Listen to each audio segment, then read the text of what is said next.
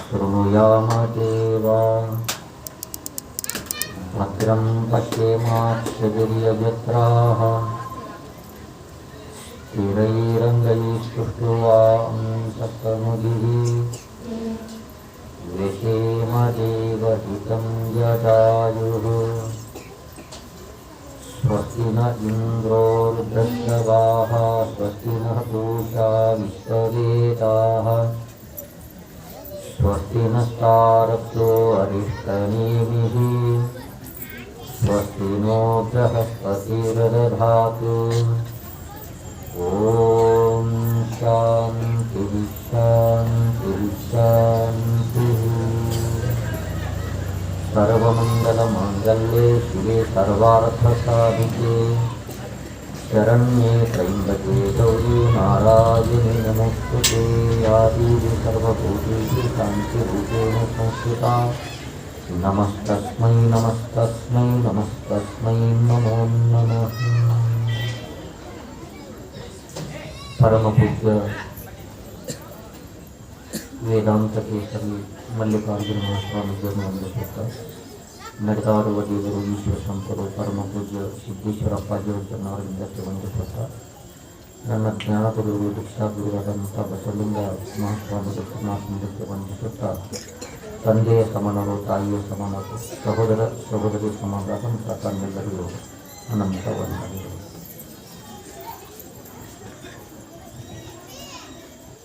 ಕಲ್ಯಾಣ ಶರಣರ ದರ್ಶನದಲ್ಲಿ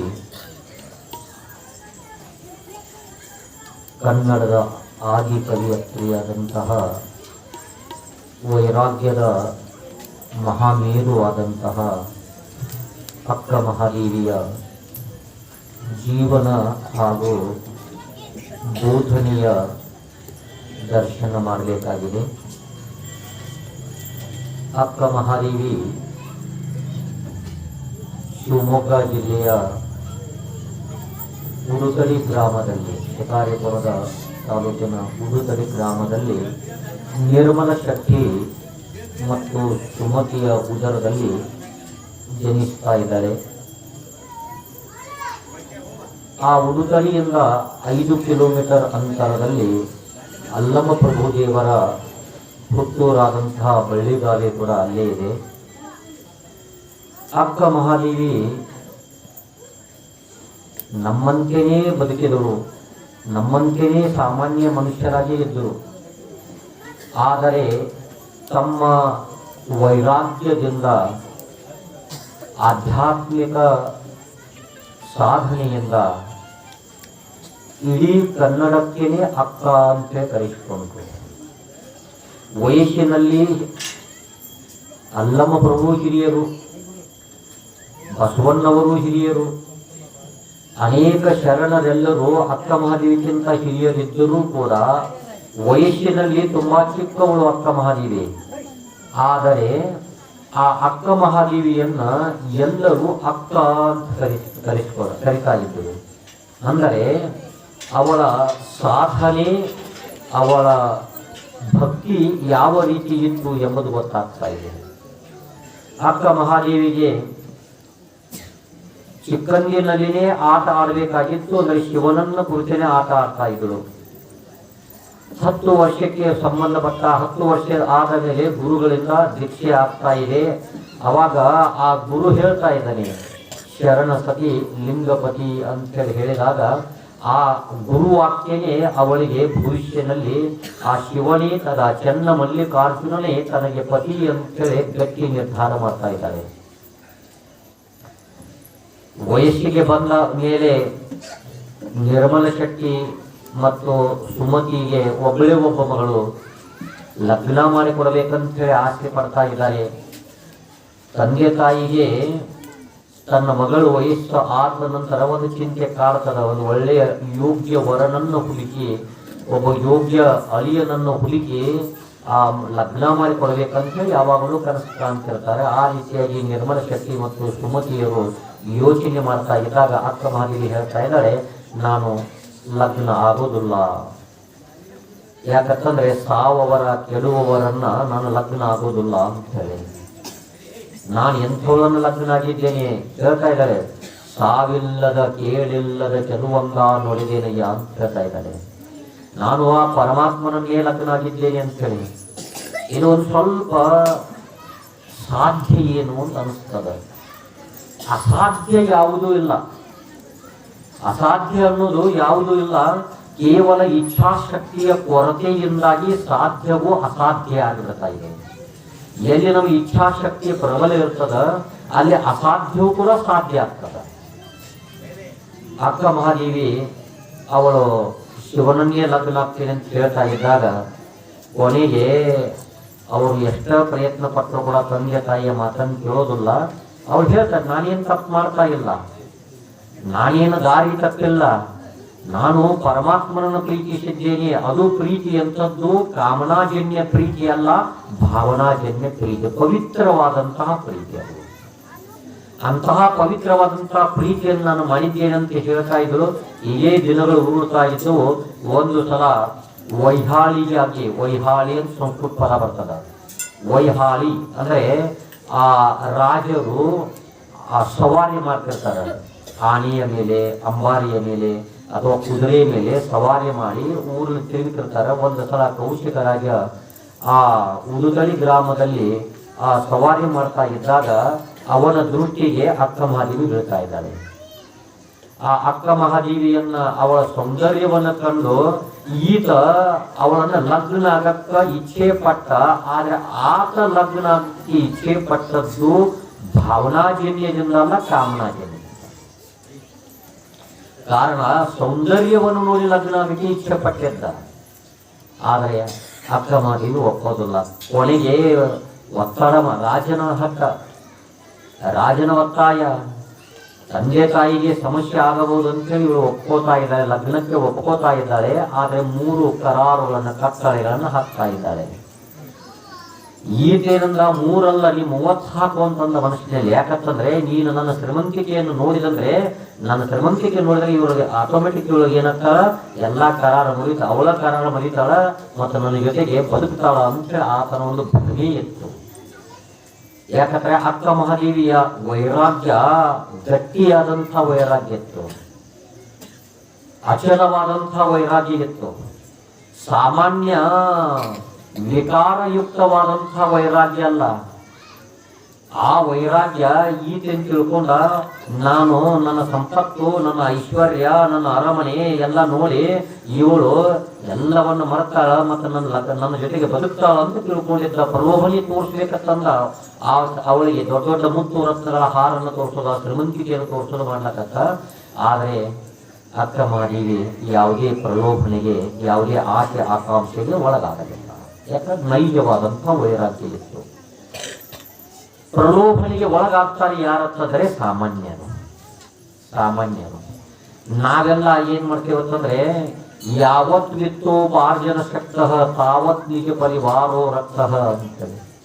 ಎಲ್ಲಿ ತಕ ದುಡ್ಡು ಇರ್ತದ ಅಲ್ಲಿ ತಕ ನಮ್ಮವ್ರು ಅಂತ ನಾವು ಅಂತೇವಲ್ಲ. ದುಡ್ಡು ಇರ್ತಂದ್ರೆ ನೋಡ್ಬೇಕು, ದೊಡ್ಡ ಶ್ರೀಮಂತರು ಇದ್ರಂತಂದ್ರೆ ಅದಿಲೆ ಹೋಗ್ತಾ ಇಲ್ಲ, ಬಸ್ನಾಗೆಲ್ಲ ಹೋಗ್ತಾ ಇಲ್ಲ, ಬಿಲ್ಡಿಂಗ್ ಕಾಯ್ತಂದ್ರೆ ಹೇಳ್ತಿರ್ತಾರೆ, ಇದು ನಮ್ಮ ಬೀಗರ ಮನೆ ಅಂತ.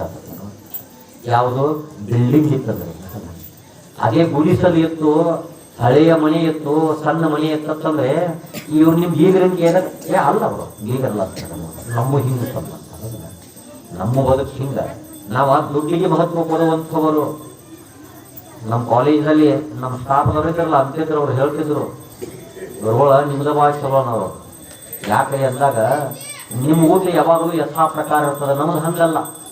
1ನೇ ತಾರೀಕಿನಿಂದ 10ನೇ ತಾರೀಕಿನಿಂದ ಅಡಿಗೆ ಟೇಸ್ಟ್ ಬೇರೆ ಇರ್ತದೆ. 11ರಿಂದ 20ನೇ ತಾರೀಕು ತನಕ ಅಡಿಗೆ ಟೇಸ್ಟ್ ಬೇರೆ. ಮತ್ತು 21ರಿಂದ 30 ತನಕ ನೀವು ಏನು ಕೇಳಬೇಡಿರ್ತಾರೆ. ಯಾಕಂದ್ರೆ ಪಾಕೆಟ್ ಮನಿ ಕೊಟ್ಟಿರ್ತಾರಲ್ಲ, ದುಡ್ಡು ಕೊಟ್ಟಿರ್ತಾರೆ, ಅವಾಗ ಅದಕ್ಕೆ ಶುರು ಮಾಡ್ತಾರೆ. ಇದು ವ್ಯಾವಹಾರಿಕರದ್ದು ಅಂತೇಳಿ. ಮತ್ತು ದುಡ್ಡು ಇತ್ತಂದ್ರೆ ನೋಡ್ಬೇಕು, ನಮ್ಮ ವೈರಾಗ್ಯ ಹೆಂಗತ್ತಂದ್ರೆ, ನಮ್ಮ ವೈರಾಗ್ಯ ದುಡ್ಡು ಬರ್ತಂದ್ರೆ ವೈರಾಗ್ಯ ಕೂಡ ಕಡಿಮೆ ಆಗ್ತದ, ಗುಣಗಳಲ್ಲಿ ಬದಲಾವಣೆ ಆಗ್ತದ. ಯಾಕಂದ್ರೆ ಗುಣಗಳು 3 ಅದಾವ, ಸತ್ವಗುಣ, ರಜೋಗುಣ, ತಮೋಗುಣ ಅಂತ. ಸತ್ವಗುಣ ಒಳ್ಳೆಯವರ ಗುಣ, ರಜೋಗುಣ ನಮ್ಮ ನಿಮ್ಮೆಲ್ಲರ ಗುಣ, ತಮೋಗುಣ ಅತ್ಯಂತ ನಿಕೃಷ್ಟ ಕೆಟ್ಟ ವ್ಯಕ್ತಿಗಳ ಗುಣ. ಆದ್ರೆ ಈ ಸತ್ವಗುಣ, ರಜೋಗುಣ ಮತ್ತು ತಮೋಗುಣ ಅನ್ನೋದು ಇವೇನ ಹಿಂಗ ಪಾಲ ಹಚ್ಕೊಂಡಿಲ್ಲ. ಏನಂತ ಹೇಳಿ ಪಾಲ ಹಚ್ಕೊಂಡಿಲ್ಲ? ಒಂದು ತಿಂಗಳ ಮಳೆಗಾಲ ತಕ ಇಷ್ಟ ಬೇಸಿಗೆ ತಕ ಹಿಂಗೇನು ಪಾಲ ಹಚ್ಕೊಂಡಿಲ್ಲ. ನಮ್ಮ ಗುಣಗಳು ಬದಲಾವಣೆ ಆಗ್ತಾವ. ಈಗ ಇಲ್ಲಿ ಕೂತೇವೆ, ಈಗೆಲ್ಲ ಇಲ್ಲಿ ಕೂತೇವೆ, ಅದ್ರಲ್ಲಿ ಚೆನ್ನಾಗಿ ಕೇಳಾಕತ್ತೇವೆ. ಈಗ ಯಾರಾದ್ರೂ ಒಂದು ಗಂದ್ರ ಹೊಡೆದ್ರು ಏನೆಲ್ಲ ಮತ್ತೆ ಬರ್ರಿ ನಿಮಗೆ ಫ್ರೀ ಇವತ್ತ ಏನ್ ಕೊಡ್ಲಾಕತ್ತೇವೆ, ಧಾನ್ಯ ಕೊಡ್ಲಾಕತ್ತೇವೆ ಅಂತಂದ್ರೆ ಬಹುಶಃ ನಾವಷ್ಟ ಇವ್ರಷ್ಟ ಇಲ್ಲಿ ಉಳಿತೇವೆ, ನೀವು ಎಲ್ಲರೂ ಹೋಗಿರ್ತೇವೆ. ಯಾಕಂತಂದ್ರೆ ನಮ್ಮ ಏನಾಗ್ತಾವತ್ತಂದ್ರೆ ಬದಲಾವಣೆ ಆಗ್ತಾವ. ಸತ್ವಗುಣ ಶಾಶ್ವತವಾಗಿ ಉಳಿಯೋದಿಲ್ಲ, ತಮೋಗುಣನು ಯಾಕಂದ್ರೆ ಬದಲಾವಣೆ ಆಗ್ತಿರ್ತಾವ. ಈ ಒಂದು ಉದಾಹರಣೆ ಕೊಡ್ತೀನಿ. ನೀವು ಎಷ್ಟೋ ಒಳ್ಳೆಯವರಿದ್ರೆ ತಿಳ್ಕೊಂಡ, ಈ ತಿಳ್ಕೊಂಡ ನೀವು ಹಾದಿಲೇ ಹೊಂಟೇರಿ, ದಾರಿಯಿಂದ ಹೊಂಟೇರಿ, ಅಲ್ಲಿ ಎರಡು ಮೂರ್ತಿ ಬಿದ್ದಾವ. ಏನು ಬಿದ್ದಾವ? ಎರಡು ಮೂರ್ತಿ ಬಿದ್ದಾವ. ಒಂದು ರಾಮನ ಮೂರ್ತಿ, ಇನ್ನೊಂದು ರಾವಣನ ಮೂರ್ತಿ. ನೀವು ಯಾವ ಮೂರ್ತಿ ತಗೋಬಹುದು ಹೇಳ್ರೋಣ? ಯಾವ ಮೂರ್ತಿ ತಗೋಬಹುದು ನೀವು? ರಾಮಂದ. ಯಾಕೆ ರಾವಣ ತಗೊಂಡು ಏನು ರಾಕ್ಷಸದ ನಾವು ಅದಲ್ಲ, ರಾಮನ ಮೂರ್ತಿ ತಗೋತೀವಿ. ಇದಂತೂ ನಿಶ್ಚಿತ ಅದಲ್ಲ. ಎಲ್ಲರೂ ನಾನು ಹೋಗ್ತೀನಿ, ತಾವು ಹೋಗ್ತೀರಿ, ಎರಡು ಮೂರ್ತಿ ಬಿದ್ದಾವ. ಯಾವ ಮೂರ್ತಿ ತಗೋತೀರಿ? ರಾವಣನ ತಗೋದಿಲ್ಲ, ರಾಮನ್ ತಗೋತೀರಿ. ಆಕಸ್ಮಿಕ ಆ ಮೂರ್ತಿಗಳಲ್ಲಿ ರಾಮನ ಮೂರ್ತಿ ಕಲ್ಲಿನ ಮೂರ್ತಿ ಇತ್ತು, ಮತ್ತು ರಾವಣನ ಮೂರ್ತಿ ಬಂಗಾರ ಇರ್ತದೆ. ಬಹುಶಃ ರಾಮೇನ್ ದಾಡ್ ಅಂತ ಯಾಕಂತಂದ್ರೆ ಬಂಗಾರ, ರಾವಣನ ಮೂರ್ತಿ ಬಂಗಾರದಲ್ಲ. ಅಲ್ಲಿ ನೋಡ್ರಿ ಬದಲಾವಣೆ, ಬದಲಾವಣೆ ಅಂದ್ರೆ ಎಲ್ಲಿ ಹೋತು ನಮ್ಮ ಸತ್ವಗುಣ ಅನ್ನೋದಲ್ಲ, ಎಲ್ಲಿ ಹೋತ ನಮ್ಮ ಸಾತ್ವಿಕತೆ ಅಂದ್ರೆ ಹಿಂಗದ. ಯಾಕಂದ್ರೆ ದುಡ್ಡು ಮತ್ತು ಮನ್ಯಾಗ ಪ್ರೀತಿ ಮಾಡ್ತಾರೆ. ಯಾವತ್ತು ಇತ್ತೋಪ ಜೋವರಿ ಚಲನಗ ತೋವರಿ ಮನತಿ ಮಾದ. ಮರಾಠಿ ಒಂದು ಮಾತ ಲಭಂಗದ ಮಾನಿಗೆ ಲಹಾನ ಥೋರ ದೇಹ ಸುಖಾತ ಕಾಜ ಇಂದ್ರಿಯ ಮಾವುಲಲ್ಲಿ ಬಾಲ ಆಲ ಬಾಗುಲ ಆಜ ಕೈಸಾ ವಿಪರೀತ ಜಾಲ ತೋಚಿ ದೇಹ ನವಿ ದುಸ. ಎಲ್ಲಿ ತಕ ನೌಕರಿ ಇರ್ತದ, ಎಲ್ಲಿ ತಕ ದುಡ್ಡು ಇರ್ತದ, ಅಲ್ಲಿ ತಕ ಬರ್ತಾರೆ. ಬಿಸಿ ಬಿಸಿ ನೀರು ಕೊಡ್ತಾರ, ಬರ್ರಿ ಅಂತಾರ, ಬಿಸಿ ಬಿಸಿ ರೊಟ್ಟಿ ಮಾಡಿ ಕೊಡ್ತಾರೆ, ಮೆತ್ತಗೆಲ್ಲ ಕೊಡ್ತಾರ. ಎಲ್ಲಿ ತಕ ಪಗಾರ ಚಾಲು ಇತ್ತಂದ್ರೆ ಅಲ್ಲಿ ತಕ. ಆಕಸ್ಮಿಕ ರಿಟೈರ್ ಆದ ಪ್ರೀತಿಯಾಗೂ ರಿಟೈರ್ ಆಗ್ಬಿಡ್ತಾನೆ, ಪ್ರೀತಿಯಾಗೂ ರಿಟೈರ್ ಆಗ್ಬಿಡ್ತಾನೆ. ನೋಡ್ರಿ ಇದು ವಸ್ತು ಸ್ಥಿತಿನ ಏನದು, ನಿಸರ್ಗದ ಗುಣಧರ್ಮನ ಹಂಗದ. ದುಡ್ಡಿತ್ತು ಪ್ರೀತಿ ಮಾಡ್ತಾರ, ದುಡ್ಡು ಇರ್ಲಿಲ್ಲ ಹಂಗ. ಇಲ್ಲಿ ಕೌಶಿಕ್ ಏನ್ ತಿಳ್ಕೊಂಡ, ನನ್ನ ಕಡೆ ದುಡ್ಡು ಬಾಳದ, ನಾನು ರಾಜ ಅದೀನಿ, ಇವಳಲ್ಲಿ ಬಂದಳಂದ್ರೆ ನನ್ನ ಪ್ರೀತಿ ಮಾಡ್ತಾವ ತಿಳ್ಕೊಂಡ. ಆದ್ರೆ ನಮ್ಮಂತವಳೆಲ್ಲ ಅಕ್ಕ ಮರೀವಿ. ಈಗ ಪ್ರೀತಿ ದುಡ್ಡಿಗೆಂದು ಪ್ರೀತಿ ಮಾಡ್ತಾವ ಅಂತೇಳಿ ಒಬ್ಬ ಅಜ್ಜ ಅಜ್ಜನಿಗೆ 3 ಜನ ಮಕ್ಕಳು, ದೊಡ್ಡ ಶ್ರೀಮಂತ ಅಜ್ಜ, ದೊಡ್ಡ ಬಿಲ್ಡಿಂಗ್ ಕಟ್ಟಿದ್ದ, ಎಲ್ಲರಿಗೂ 3 ಸ್ಪೆಷಲ್ ರೂಮ್, ಎಲ್ಲ ಏರ್ ಕಂಡೀಷನ್, AC. ಆದ್ರೆ ಅಜ್ಜ ಯಾವಾಗ ರಿಟೈರ್ ಆದ, ಅಜ್ಜನ ಪ್ರೀತಿ ಕಡಿಮೆ ಆಯ್ತು. ಅಜ್ಜಿ ಇದ್ದಿರ್ಲಿಲ್ಲ, ತಿರ್ಕೊಂಡಿದ್ರು. ಅಜ್ಜ ಒಬ್ಬ ಇದ್ದ. ಮುಂದ ಅಜ್ಜನಿಗೆ ಸರಿಯಾದ ಸಮಯಕ್ಕೆ, ಅದಕ್ಕೆ ನಾನು ಪದೇ ಪದೇ ಹೇಳಾಕತ್ತೇನೆ, ಪದೇ ತಾವೆಲ್ಲ ಇಲ್ಲಿ ಅನೇಕ ಯುವತಿಯರಿದ್ದಾರೆ, ಅನೇಕರ ತರುಣಿಯರಿದ್ದಾರೆ. ನೀವು ಒಂದು ಪಾಲಿಸಬೇಕು ಜೀವನದಲ್ಲಿ. ಮನೆಯಲ್ಲಿ ಅಜ್ಜ ಅಜ್ಜಿ ಮಾವ, ಅಜ್ಜನಲ್ಲ ಮಾವ ಅತ್ತೆಯರ ಇರ್ತಾರಲ್ಲ, ಯಾರೇ ಇರಲಿ ವಯಸ್ಸಾದವರಿಗೆ ಬಹಳ ನೀವು ಪ್ರೀತಿಯನ್ನು ತೋರಿಸ್ಬೇಕು. ಕಾರಣ ನೀವು ಒಂದ್ಸಲ ವಯಸ್ಸಾಗೋದ ನಿಮಗೂ, ನೀವು ಮುದುಕರೆ ಆಗೋದಲ್ಲ. ಮತ್ತೆ ನೀವು ಇವ್ರನ್ನ ನೋಡಿಲ್ಲ ಅಂತಂದ್ರೆ ಅವ್ರು ನಿಮ್ಗೆ ನೋಡಿ ಹೊತ್ತಾಗಾಡ್ತಾರೆ. ಯಾಕಂತಂದ್ರೆ ಇಲ್ಲಿ ಏನದ ವಸ್ತು ಸ್ಥಿತಿ ಅದ. ನಾ ಹೇಳಿದ ಹಿಂದೆ, ಯಾವ ಮನೆಯಲ್ಲಿ ಹಿರಿಯರು ಕಣ್ಣೀರು ಹಾಕ್ತಾರಲ್ಲ ಆ ಮನೆ ಎಂದೂ ಉದ್ಧಾರ ಆಗಂಗಿಲ್ಲ. ಇದನ್ನು ಯಾವಾಗಲೂ ಇಟ್ಕೊಳ್ರಿ, ಕಣ್ಣೀರು ಹಾಕಬಾರ್ದು. ಯಾವ ಮನೆಯಲ್ಲಿ ಹಿರಿಯರು ಆನಂದದಿಂದ ಬದುಕ್ತಾರಲ್ಲ ಆ ಮನೆಯಲ್ಲಿ ಶ್ರೀಮಂತಿಕೆ ಉಕ್ಕುತ್ತದೆ, ಶ್ರೀಮಂತಿಕೆ ಬೆಳೀತದ. ಅದಕ್ಕೆ ಹೀಗೆ ಇರಬೇಕಾಗ್ತದ. ಆದ್ರೆ ಇಲ್ಲಿ ಆ ಅಜ್ಜನಿಗೆ 3 ಜನ ಮಕ್ಕಳು, 3 ಜನ ಸೊಸೆಯರು. ಅವ್ರು ಏನು ಮಾಡಿದ್ರು ಅಂತಂದ್ರೆ, ಅಜ್ಜನ ಕಡೆ ಲಕ್ಷ ಬಿಟ್ರು, ಅಜ್ಜಿ ತಿಳ್ಕೊಂಡಿದ್ರು. ಅಜ್ಜ ಬಡಕ ಆಗಿ ಹೋಗ್ಬೇಕ, ಸರಿಯಾದ ಸಮಯಕ್ಕೆ ಊಟಕ್ಕೆ ಕೊಡ್ತಾ ಇದ್ದಿರ್ಲಿಲ್ಲಪ್ಪ. ಯಾವಾಗ ತಮ್ಮ ದುಂಡಿನಲ್ಲಿ ಇರ್ತಾ ಇದ್ರು. ಒಂದು ಸಲ ಊರಲ್ಲಿ ಆತನ ಗೆಳೆಯ ಬಂದ. ಆ ಗೆಳೆಯ ಬಂದಾಗ, ಯಾಕಪ್ಪ ಮೊದಲು ಎಷ್ಟು ದಪ್ಪಿದ್ದಿ ಮತ್ತೆ ಈಗ ಹಿಂಗ್ಯಾಕಾದಿ ಅಂತಂದ. ಇಲ್ಲ ವಯಸ್ಸು ನಿನಗಿಂತ ನನ್ನ ವಯಸ್ಸು ಹೆಚ್ಚಾಗಿದ್ದು, ನಾ ತಪ್ಪದ ನನಗಿಂತ ನಿನ್ನ ವಯಸ್ಸು ಕಡಿಮೆ ಅದ, ಮತ್ತೆ ನೀ ಹಿಂಗ್ಯಾಕಾದಿ ಅಂತಂದ. ಏನ್ ಮಾಡೋದ, 3 ಜನ ಮಕ್ಕಳು ಅದಾರ, 3 ಸೊಸೆ ಅದಾರ, ಸರಿಯಾಗಿ. ಯಾಕಂದ್ರೆ ವಯಸ್ಸಾದವ್ರು ಏನಾಗ್ತದ ಅಂತಂದ್ರೆ, ಹಲ್ಲಿಗೆ ಬಾಯಲ್ಲಿ ಹಲ್ಲು ಇರೋದಿಲ್ಲ. ಅದು ಒಂದು ಸ್ವಲ್ಪ ಬಿಸಿ ಬಿಸಿ ಕೊಡ್ಬೇಕಾಗ್ತದೆ. ಯಾವುದೋ ಕೊಡೋದು ಹಿಂಗಲ್ಲ, ಒಂದು ಸ್ವಲ್ಪ ಎಷ್ಟು ದಿವಸ ಬರ್ತಾರ ಅವ್ರ ಇದ್ದಷ್ಟು ಜನ ನಿಮಗೆ ಆಶೀರ್ವಾದ ಕೊಡ್ತಾರ ಅವರು. ಅದಕ್ಕೆ ಇಲ್ಲಿ ಏನಂತಂದ್ರೆ ಅವರನ್ನ ಸರಿಯಾಗಿ ನೋಡದೆ ಇದ್ದಾಗ ಕೊನೆಗೆ ಏನಾಗ್ತಾ ಇದೆ ಅಂತಂದ್ರೆ ಈ ಗೆಳೆ ವಿಚಾರ ಮಾಡ್ತಾನೆ. ಆ ಗೆಳೆಯನಿಗೆ ಏನಂತಾನೆ ಒಂದೇ ಒಂದು ರೂಪಾಯಿ ಕೊಡ್ತಾನೆ. ಎಷ್ಟು ಕೊಡ್ತಾನ? 1 ರೂಪಾಯಿ ಕೊಡ್ತಾನ. ಈ ತನಕ ನಾ ಇನ್ ಭಿಕ್ಷುಕನ್ ನನಗೊಂದು ರೂಪಾಯಿ ಕೊಟ್ಟೆ ಅಂತ ಕೇಳ, ಇಲ್ಲ ಇದನ್ನ ತಗೊಂಡು ಹೋಗು ಮತ್ತೆ ರಾತ್ರಿ 1 ಗಂಟೆ ಕೇಳೋದಂತಂದು. ಎಷ್ಟು ರೂಪಾಯಿ ಇದೆ? 1 ರೂಪಾಯಿ. ಏನ್ ನೋಡದ ರಾತ್ರಿ ಹೇಳೋದ ಮತ್ತ 1 ಗಂಟೆ 12 ಗಂಟೆಕ ಆ 1 ರೂಪಾಯಿ ಕಾಯಿನ್ ಅದಲ್ಲ, ಆ 1 ಕಾಯಿನ್ ಮ್ಯಾಲಿಂದ ಎತ್ತಿ ಆ ಟೈಲ್ಸ್ ಅದಲ್ಲ, ಪರ್ಚಿ ಅದಲ್ಲ, ಕಲ್ಲದಲ್ಲ ಹಂಸ ಅದ್ರ ಟನ್ನಂತ ಹೋಗ್ಯದ 1 ಅಂತ ಎನಿಸೋದಂತ. ಮತ್ತ ಅದನ್ನ ಎತ್ತೋದು. ಇರೋದು ಒಂದೇ ಐತಿ, ಇರೋದು ಒಂದೇ ಐತಿ. 1,000 ತಕ ಎನಿಸಂದ ಒಂದು ರಾತ್ರಿ.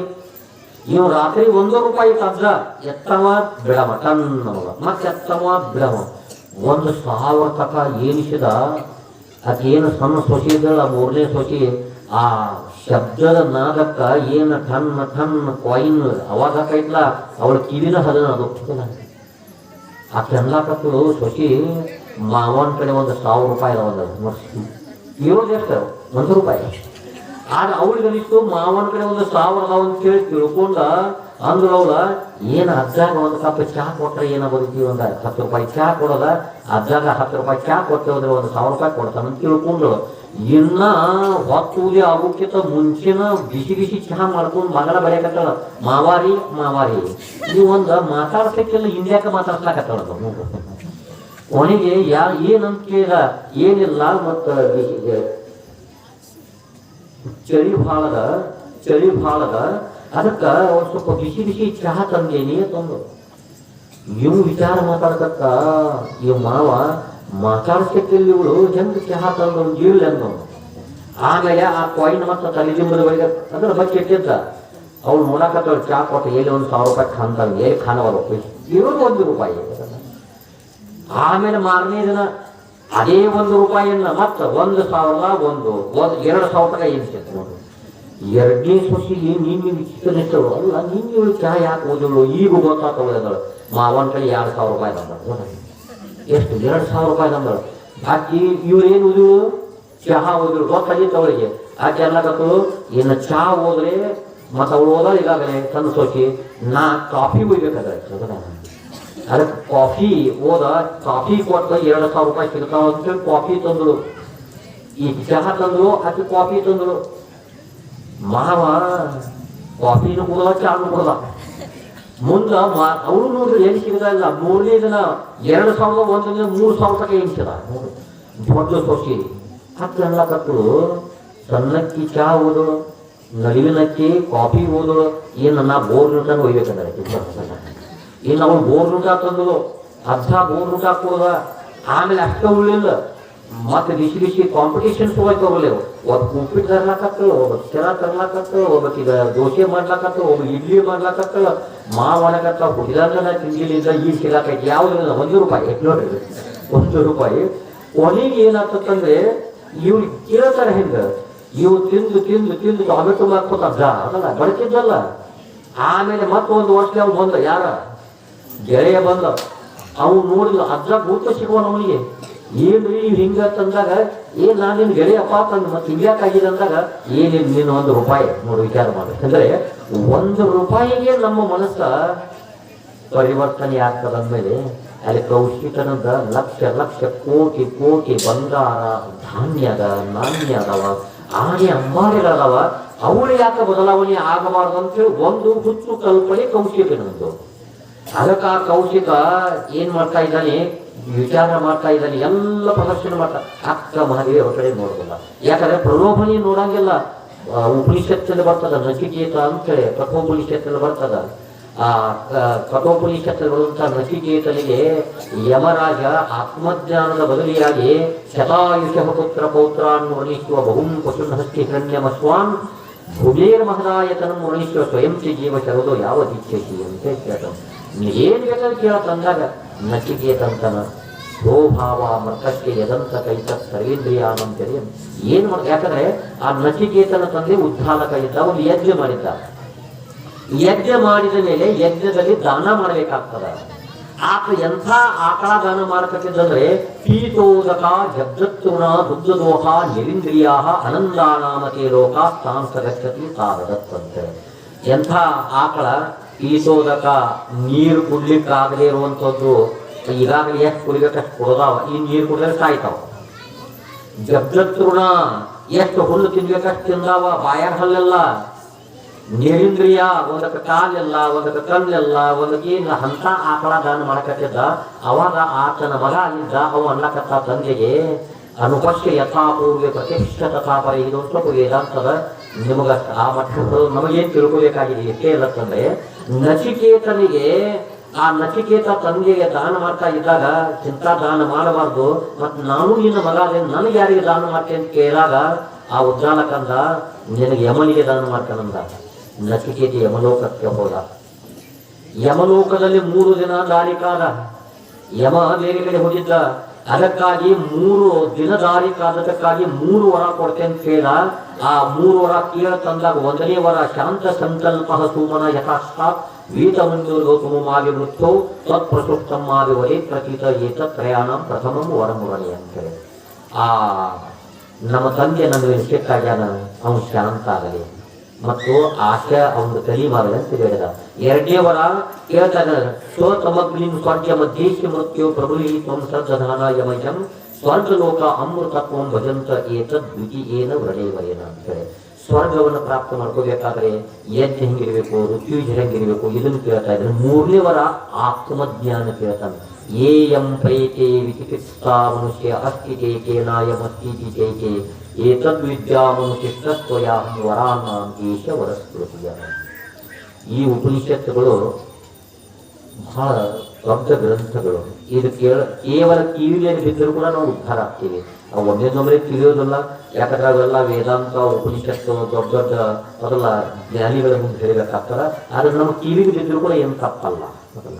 ಆ ಏಯಂ ಪ್ರೇತೆ, ಈ ಶರೀರ ಪ್ರೇತ ಆದ ಮೇಲೆ ಒಳಗ ಆತ್ಮ ಅಸ್ಥಿತಿ ನಾಯಂ ಅಸ್ಥಿತಿ ಚೈತೆ, ಆ ಜೀವ ಸಾಯ್ತದನೋ ಇರುತ್ತದನೋ ಕೇಳಿದ ಪ್ರಶ್ನೆ.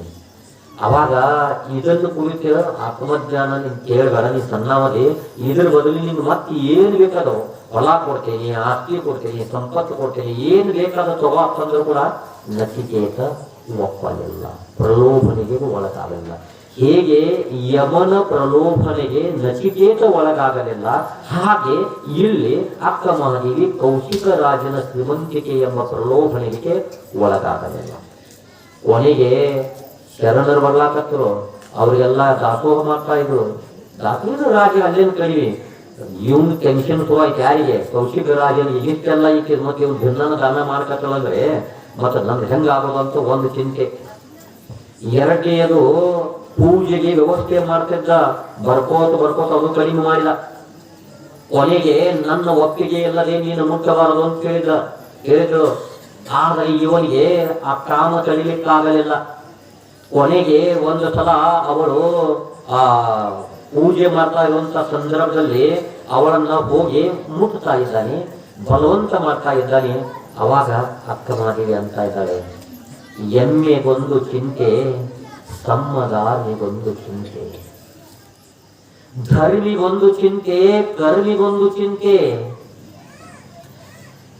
ಎನಗೆ ಎನ್ನ ಚಿಂತೆ ತನಗೆ ಕಾಮದ ಚಿಂತೆ.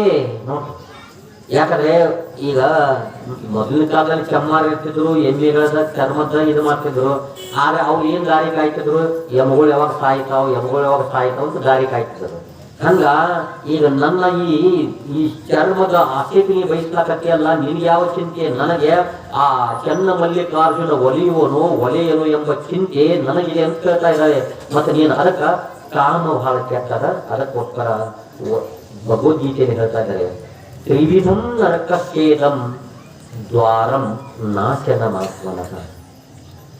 ಈ ನಾಶನ್ಮಾತ್ಮನಃ, ಈ ತ್ರಿವಿಧಂ ನರಕ, ಈ ನರಕದ 3 ದ್ವಾರಗಳು ಕಾಮ ಕ್ರೋಧ ತಥಾ ಲೋಭ ತಸ್ಮಾದೇತತ್ರಯಂ ತ್ಯಜೇತಂತೇಳಿ.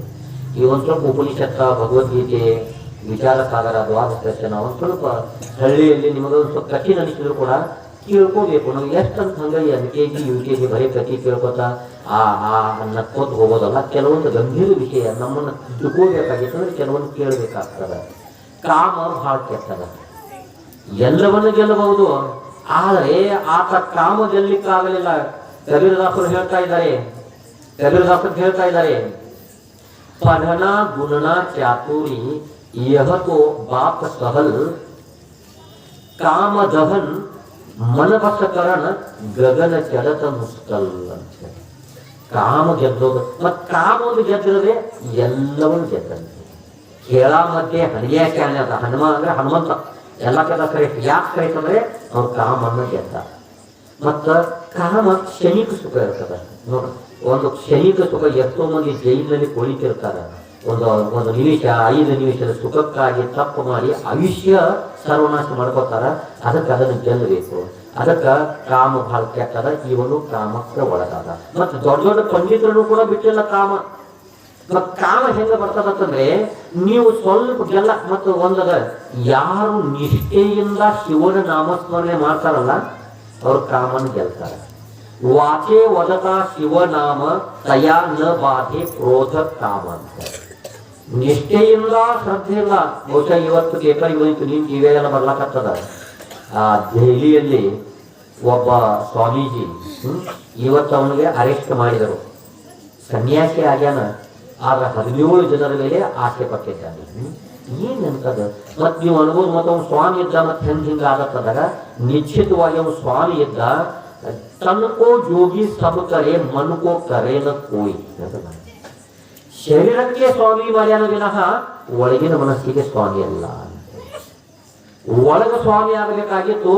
ನೀವು ಇವತ್ತಿನಿಂದ ನಿಷ್ಕಲ್ಮಶವಾಗಿ ಓಂ ನಮ ಶಿವಾಯ ಓಂ ನಮ ಶಿವಾಯ ಶ್ರದ್ಧೆಯಿಂದ ನೀವು ನಾಮಸ್ಮರಣೆ ಮಾಡ್ರಿ, ನಿಮ್ಮಲ್ಲಿ ಕಾಮ ವಿಕಾರ ಬರೋದನ್ನೇ ಇಲ್ಲ. ಅವನು ಶ್ರದ್ಧೆಯಿಂದ ಮಾಡಿಲ್ಲ, ನಿಷ್ಠೆಯಿಂದ ಮಾಡಿಲ್ಲ, ಅದಕ್ಕೆ ಕಾಮಕ್ಕೆ ಒಳಗಾದ. ಮತ್ತು ದೊಡ್ಡ ದೊಡ್ಡ ಪಂಡಿತರು ಕೂಡ ಮತ್ತೆ ಕಾಮ ಹೆಂಗೆ ಬರ್ತಂದ್ರೆ ಒಮ್ಮಿಂದೊಮ್ಮೆಲೆ ಬರೋದಲ್ಲ. ಮೊದಲ ತರಂಗಾಯಿತ, ಮೊದಲ ಎಲೆಯಾಗ ವಿಚಾರ ಬರ್ತದ. ಸಣ್ಣ ವಿಚಾರ ಬಂದಾಗ ಅದನ್ನು ತೆಗೆದು ಬಿಡೋದ.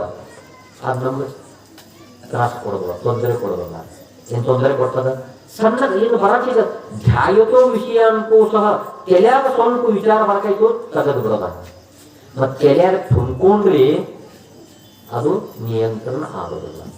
ಒಬ್ಬ ಕೇವಲ ಕೆಟ್ಟ ವಿಚಾರ ಅಲ್ಲ, ಒಬ್ಬ ಸಾಧು, ಒಬ್ಬ ಸಾಮಾನ್ಯ ಯುವಕ, ಬ್ರಹ್ಮಚಾರಿ ಯುವಕ, ಸನ್ಯಾಸಿ ಹಿಂಗ ನಿಮ್ಮ ನಂದಿಯಾಳ ಅಂತ ಒಂದು ಗ್ರಾಮಕ್ಕೆ ಭಿಕ್ಷಾ ಬೇಡಕ್ಕೆ ಬಂದಿದ್ದ. ಭಿಕ್ಷಾ ಬೇಡಿ ಆ ದಿವಸ ಭಿಕ್ಷಾ ಬೇಡಿ ಅಲ್ಲೇ ಆತ ವಸ್ತಿ ಇರಲಿದ್ದ ರಾತ್ರಿ. ಆ ಊರಲ್ಲಿ ಇಲ್ಲಿ ಮದುವೆ ನಡೀತಿತ್ತು. ಒಂದು ಊರಾಗ ಮದುವೆ ನಡೀತಿರ್ತಲ್ಲ. ಇವನೇನು ಸನ್ಯಾಸಿ ಇದ್ದ, ಇವನೇನು ಆಸೆ ಬೇರೆ ಏನಿಲ್ಲ, ವಿಕಾರ ಇಲ್ಲ ತಲೆಯಲ್ಲಿ, ಕಾಮಿಲ್ಲ ಏನಿಲ್ಲ. ಆದರೆ ಮದುವೆ ನಡೀತಾ ಇದ್ದಾಗ ಮೆರವಣಿಗೆ ತೆಗಿತಾರೆ ಗೊತ್ತಲ್ಲ, ಮೆರವಣಿಗೆ ತೆಗಿತಾರಲ್ಲ, ಈ ಕುದುರೆಗೆಲ್ಲ ತಗೊಂಡು ಮೆರವಣಿಗೆ ತೆಗಿತಾರಲ್ಲ, ಆ ಮೆರವಣಿಗೆ ತೆಗಿತಾ ಇದ್ರು ಈತನ ದೃಷ್ಟಿ ಸಹಜವಾಗಿ ಹೋಗ್ತು. ಅವನೇನು ಬೇಕಂತ ನೋಡಿರ್ಲಿಲ್ಲ. ಆ ಸತಿಪತಿಗಳು ವಧುವರರು ಲಗ್ನಾದಂಥ ನವದಂಪತಿಗಳು ಆ ಕುದುರೆ ಮೇಲೆ ಕೂತಿದ್ರು. ಈತನ ದೃಷ್ಟಿ ಹೋಯ್ತು. ಕೇವಲ ಇಷ್ಟ ಅನಿಷ್ಟ ಒಂದು ಎಲೆಗೇನ ಜೋಡಿ ಎಷ್ಟು ಚಂದ ಅದಲ್ಲ ಅಂತ ಇಷ್ಟ. ಏನು ಮತ್ತೇನಿದೆ ವಿಚಾರ, ಕೇವಲ ಏನಿಷ್ಟು ಜೋಡಿ ಎಷ್ಟು ಚಂದದ, ಎಷ್ಟು ಸುಂದರದ ಇಬ್ಬರು, ಇಷ್ಟು ತಲೆ ಅಂತ ತುಂಬಿಕೊಂಡ. ಮತ್ತೇನಿಲ್ಲ. ಅದ ದಿನ ಆ ಊರಲ್ಲಿ ವಸ್ತಿ ಮಾರ್ಕೆಟ್. ಮತ್ತು ಪ್ರತಿ ಊರು ದಂಡಿಗೆ ಒಂದು ಬೀಡ ಅಂಗಡಿ ಇತ್ತು. ಪಾನ್ ಪಟ್ಟಿ ಅಂಗಡಿ ಇತ್ತಲ್ಲ, ಬೀಡ ಅಂಗಡಿ. ಆ ಬೀಡ ಅಂಗಡಿ ಇತ್ತು. ಆ ಬೀಡ ಅಂಗಡಿ ಮುಂದೆ ಒಂದು ಫ್ರಿಜ್ ಹಾಕಿರ್ತಾರ ಕುಂಡಾಕ. ಇವ ಅಲ್ಲಿ ಮಲಗಿದ್ದ. ಅದೇ ದಿನ ರಾತ್ರಿ ಏನು ಆ ದೃಶ್ಯ ನೋಡಿದ್ರಲ್ಲ, ಆ ದೃಶ್ಯ ಅಕ್ಕ ಮದುವೆ ಕನಸಿನಲ್ಲಿ ಯಾರು ಬಂದಿದ್ರು? ಶಿವ ಬಂದಿದ್ದ. ಇವನ ಕನಸಿನಲ್ಲಿ ಯಾರು ಬಂದ್ರು? ಅದೇನು ದೃಶ್ಯ ನೋಡಿದ್ರಲ್ಲ, ಇವಂಗೊಂದು ಕನಸು ಇತ್ತು. ಆ ಕನಸಿನಾಗ ಇವನ ಮದುವೆ ನಡೀತು. ನೋಡ್ರಿ, ಯಾರ್ದ ಸನ್ಯಾಸಿ ಸಾಧುಂದ ಮದುವೆ ನಡೀತು ಕನಸಿನಲ್ಲಿ. ವಾಸ್ತವದಾಗಲ್ಲ, ಕನಸಿನಲ್ಲಿ ಮದುವೆ ನಡೀತು. ಏನು ಮದುವೆ ಆಯಿತು. ಆಮೇಲೆ ಕೆಲವು ದಿವಸ ಕಳೆದ ಮೇಲೆ ಒಂದು ಮಗುನು ಹುಟ್ಟಿತು. ನೋಡ್ರಿ, ಕನಸಿನಾಗ ಟೈಮ್ ಹಾಕಂಗಿಲ್ಲ, ಕನಸದು. ಅದಕ್ಕೆ ಒಂದು ಮಗು ಹುಟ್ಟಿತು. ಮಂಚ ಸಣ್ಣದಿತ್ತು. ನೋಡ್ರಿ, ಮಂಚ ಸಣ್ಣದಿತ್ತು. ಒಂದು ಕಡೆ ಆ ಸಾಧು ಮಲಗಿದ್ದ, ಒಂದು ಕಡೆ ಸಣ್ಣ ಮಂಚ, ಒಂದು ಕಡೆ ಯಾರು ಹೆಂಡತಿ ಮಲಗಿದ್ರು, ಮತ್ತು ಮಗು ನಡು ಮಲಗಿತ್ತು. ಕೆಲವು ದಿನ ಕಳೆದು